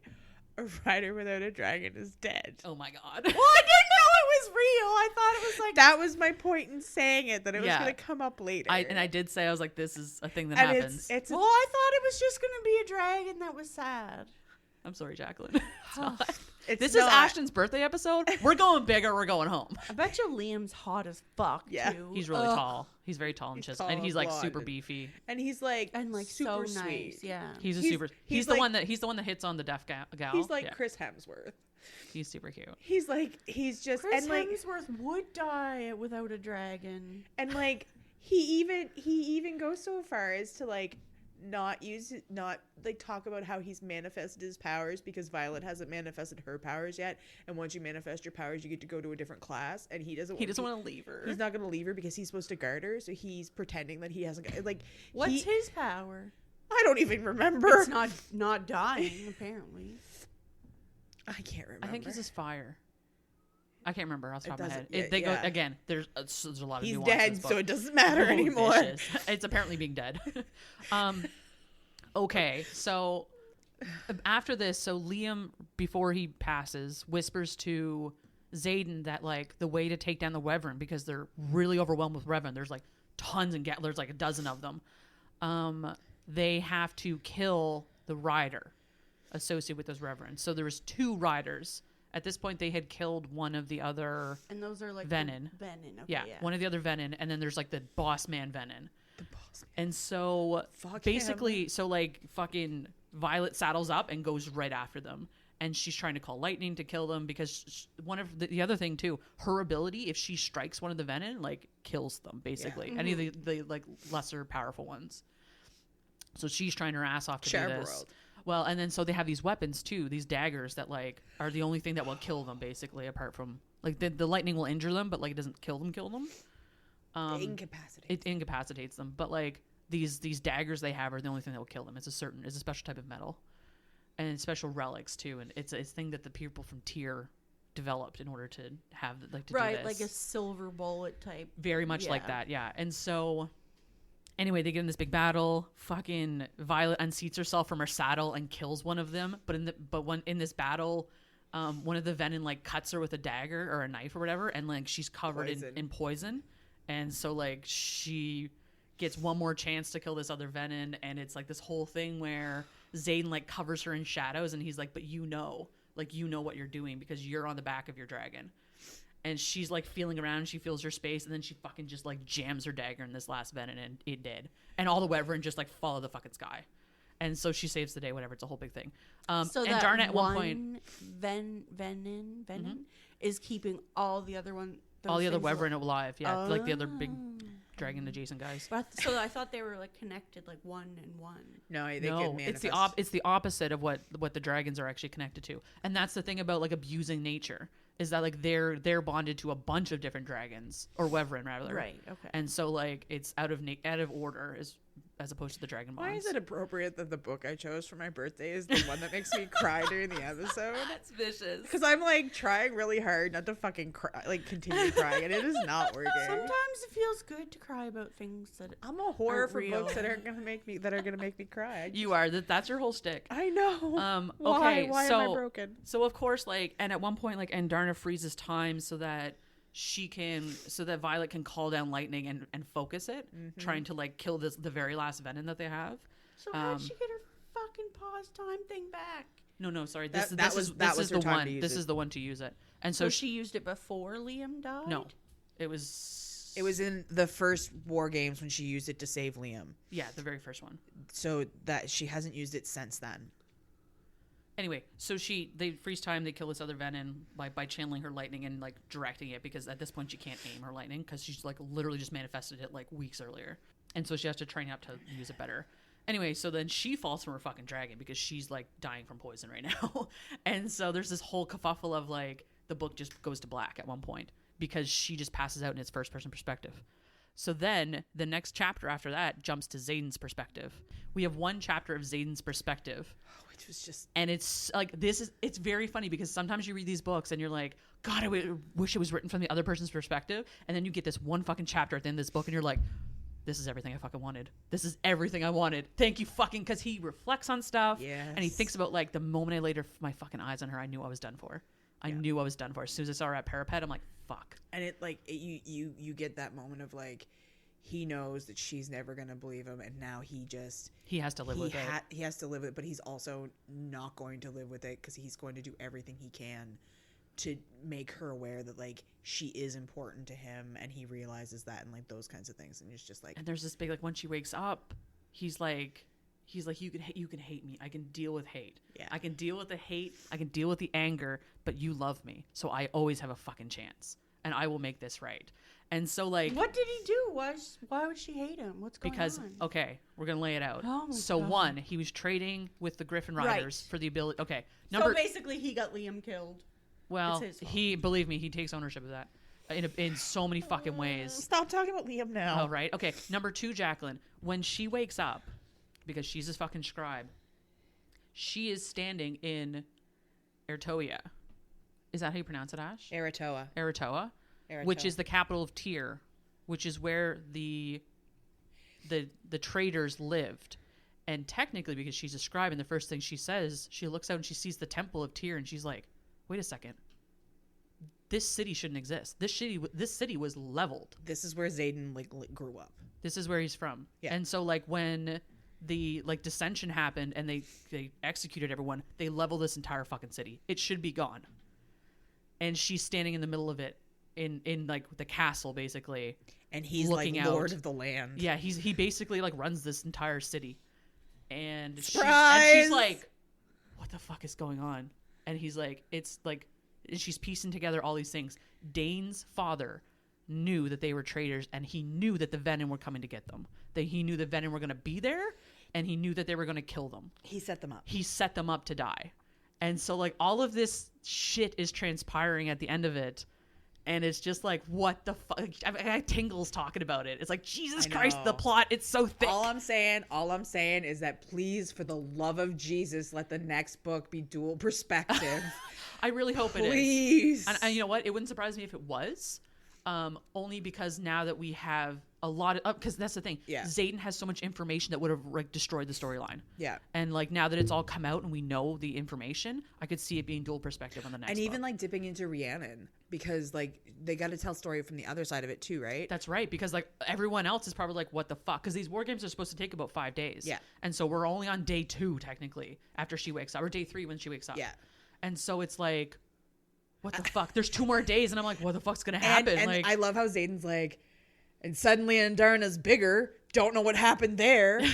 And like, so because she used her powers, Yeah. and then fell asleep, and then when she woke back up, she's not an adolescent anymore. because she's supposed to be an adolescent for a while longer. Yeah, for a couple of years, Yeah. and all of a sudden she's not, and it's like, Yeah. what the fuck is going on? Like, Yeah. the whole and it's like, And like it's Violet this- has to discover that too. It's a whole thing, and anyway.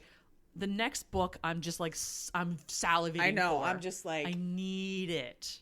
you're welcome. Thank you, Ashton. Thank you. I'm broken now. I mean, Um, listen. So the last thing we're going to do, because this went extra long, I'm going to get Jacqueline to read something. We're going to rate it, which is the top marks we can give it.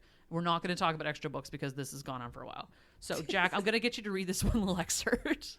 I'm scared. And what I will say too is like for the level of like fantasy and all that stuff too, like it really made you work for the spice. But man, oh man, when the spice got there, it was good spice. Xaden, my heart thunders. I fucking need you, Violet, right now. And I don't need anyone, so I'm not quite sure how to handle this feeling. But I'm giving it my best. And if you don't want this tonight, that's fine. But I'm going to need you to walk out that door right now, because if you don't, I'm going to have you naked on your back in the next 2 minutes. What happened to that consent thing? This is enthusiastic consent, Jacqueline. You're reading enthusiastic consent right now. He did tell her to leave if she that she enthusiastic didn't want consent. it. The intensity in his eyes and the vehemence of his words should frighten me, but they don't. Even if this man loses every ounce of his self-control, I know he'll never hurt me. Not with his body, at least. Walk away or stay, but either way, I need you to stand up, he begs. I think 2 minutes might be overestimated your skills with a corset. I glance down at my armor. He grins and lifts me from his lap. My feet hit the floor. I'm timing you. Is that 1, 2? I hold up my fingers. 3. He's on his feet in a heartbeat, and then his mouth is on mine, and I stop counting. I'm too busy chasing the strokes of his tongue, feeling the ripple of his muscles beneath my fingertips, to give a shit where my clothes are going. I feel air rush against my legs as my skirt hits the floor, and I help him out by kicking off my slippers while I suck on his tongue. He groans, his hands flying over my back. Laces loosen in record time, and the corset falls to the floor, leaving me in my underwear since there wasn't much else fitting underneath that dress uniform. Daggers, both his and mine, hit the ground as he unstraps the sheaths at my thighs and undoes his own. It's a glorious cacophony of metal until we're both naked and he's kissing me breathless.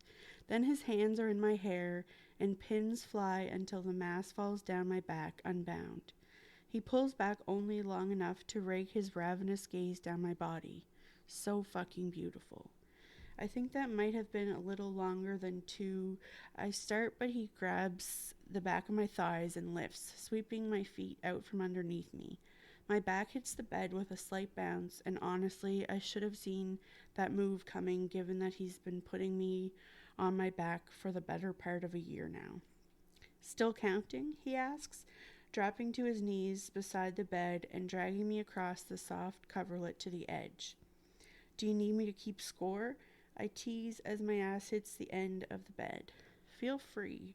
He grins, and before I can get another word in, his mouth is between my thighs.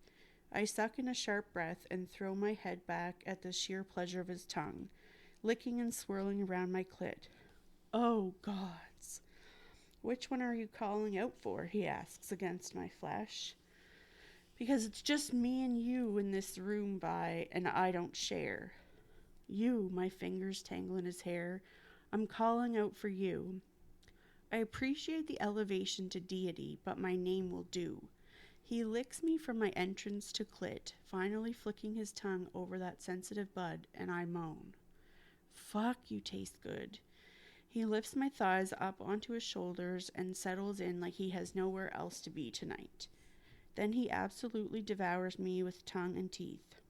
Pleasure, hot and insistent, spirals in my stomach, and I'm lost in sensation. My hips rising and falling as I chase the high he drives me toward with every expert stab of his tongue. My thighs tremble when he takes up a rhythm against my clit and drives 2 fingers inside me. They lock when he strokes his fingers in time with his tongue. Mindless. I'm simply mindless. Power rushes through me in a deluge, mingling with the pleasure until they're one and the same. And when he tips me over the edge of oblivion, it's his name I scream as that power whips outward with every wave of my climax. Thunder booms, shaking the paneled glass in Zayden's windows. That one, he says, kissing his way up my limp body, though I do think we're going to have to work on the fireworks show, or people are always going to know what we're doing. Your mouth is... I shake my head as his hands slide under me, moving us to the center of his bed. There are no words for that. Delicious, he whispers, his lips skimming the plane of my stomach. You are absolutely delicious. I never should have waited this long to get my mouth on you. I gasp when he sucks the peak of my breast into his mouth, his tongue lashing and stroking my nipple as he works the other between thumb and forefinger, setting a whole new fire within me built on the embers of the first. By the time he gets to my neck, I'm a writhing flame beneath him, touching every part of him I can reach, stroking my hands down his arms, his back, his chest. Gods, this man is incredible, every line of him carved for battle and built by sparring and swordplay.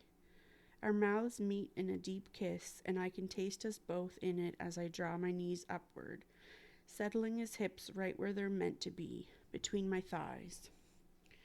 Violet, he groans, and I can feel the head of him at my entrance.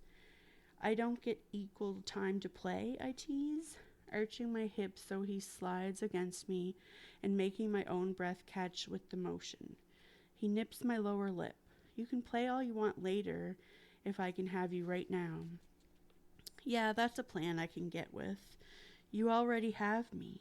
His gaze collides with mine as he hovers above me, bracing his weight to keep from crushing me. You have everything I have to give. That's enough, for now. I nod, arching my hips again. Eyes locked with mine, he pushes into me with one long roll of his hips, consuming every inch and then taking another until he's seated to the hilt.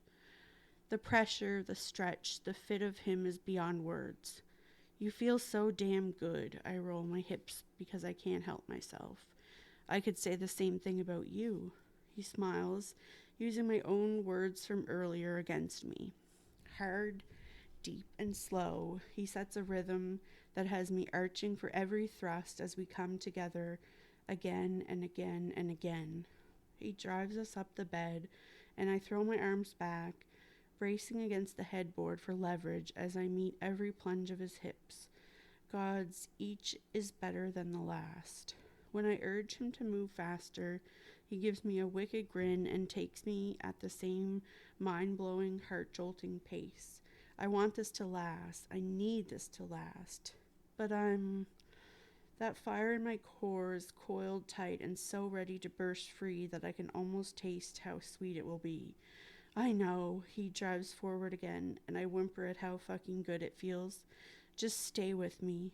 He adjusts the angle so he hits my clit with every thrust and presses my knee forward, taking me even deeper. I'm not going to survive this. I'm going to die right here in this bed. Then I'm going to die with you, he promises, kissing me. I'm so far gone, I didn't even realize I said the words out loud, and then I remember that I don't have to. More. I need more. Power simmers beneath my skin and my legs lock. You're almost there. Fuck. You feel so damn good around me. I'm never going to get enough of this, enough of you. I love you. The words are so incredibly freeing, even if he doesn't say them back. His eyes flare and his control snaps as he pounds into me, and that coiled pleasure explodes as my powers whip out again, cracking through the room, shattering like glass as he throws his weight to the side, bringing me with him as he drives toward his own release, groaning into the side of my neck as the last waves of my orgasm leave me shuddering against him. Long minutes pass before our breathing steadies and a light breeze kisses my thigh that's thrown over his. You're all right? He asks, brushing my hair back from my face. I'm great. You're great. That was great, he supplies. Exactly. Thanks for that, Jack. You're welcome. Are you feeling a way about that now? I don't like how they use the word gods, plural. They have a bunch of gods in this I one. know, they do in all of them. It's just... Because in a fantasy world, we don't have just one god.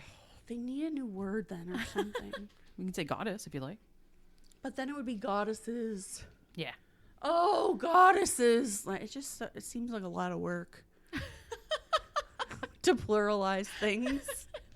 We'll appreciate that. So we're gonna skip right to the rating now. We're just gonna do that. She exploded the window with her lightning power. Pretty cool. Yeah, that's the picture. Yeah, that's the coloring sheet that we'll release at some point. It's pretty fun. It's one of my favorite ones. Oh, so a penis didn't actually go through a window. No. I have to get something smexy in there somehow, so I had to put something in it. Fair. So I mean, Dragon spawning would have been sexy too. man, that's a tough one to draw though. It doesn't really translate well. I mean, you could just draw a dragon mounting another dragon. That's the thing. It's not like super smexy. It's just like, okay, there's a dragon on another dragon. Boring. I think you have to go with like the entering parts. Yeah, I don't think I can find a reference image for that. Oh no, I definitely can. I just picture of a dragon smoking a cigarette, laying there with his like Terrence smoking a cigarette, laying there with his dick out. Jeez. Like that's Laying out there with this bad dragon. yeah. And then the other dragon being like, oh God, that was good. There you go. Next time, Amazing. come to me Thank for- you. Thanks. I'll use you guys for inspo next time. Yeah. How dare I not? So I guess we've got to rate this out of a riot of dragons. So a riot of dragons, we're gonna call it 9 dragons. 9. Okay. So what are you rating? 9. 9. 9. I mean, listen. I'm also rating this 9. That was easy. Jack, what do you Is got? she yelling German things at us? 9. I'm going to say 9 too because you guys got fucking jacked and you both cried. And there's a little baby dragon in it. A gold baby dragon. Golden. And a big dragon who's wearing a dragon harness that carries a dragon baby. This book is the Thank best. you. Thank you, Rebecca. Happy birthday, Ashton. Happy I'm so birthday, glad. Ashton. I'm so glad you suggested we read this book here. Oh my God, can we have cake or something? Yeah, we're gonna have cake right now. I'm going to go cry and bury my face in a piece of cake. Hell yeah, that's what we're doing right now. So I'm going to season it with my tears. that sounds delicious. So before we do that, I have to say, like I mentioned, we're not going to cover any additional books because this is a super long episode. Sorry. And, I we'll talk about them next time. That's okay. So the next book we're going to talk about is called I Married a Lizard Man, which is book 1 of The Prime Mating Agency by Regine Abel. You can get that one on Kindle as well. The entire series is available. There's like 9 books. You can also purchase it from Amazon or directly from the author. And I highly suggest you give that a whirl. So thank you, Rebecca Yarros, for writing a spectacular book. Thank you, Frash, for recommending it. And I can't fucking wait until November to read the next book because I'm like shooketh. It's so good. I can't wait for Iron Flame. Is that what it's called? It's in the notes. Is it? It's on the first note. And or we'll find out in November. Iron Flame. I was right. Yep. Book 2, Iron Flame, coming out November. Yay! I'm so amped. Rebecca Yarros, thank you so much. I'm going to say, and I said this to you before, depending on the direction that this goes, this is going to oust ACOTAR for me. I agree. Like, I mean, ACOTAR, I would say, is probably the gold standard for, like, fantasy romance almost. Yeah. And do with that information it will. But this, like, I do hesitate to rate the entire series until it's written. But, like, yeah, Jesus Christ. If this is, like, a good baseline like for what we're starting off. Holy crap, you're starting off strong. Starting off strong. Starting off real strong. I think you mean Jesus Christ.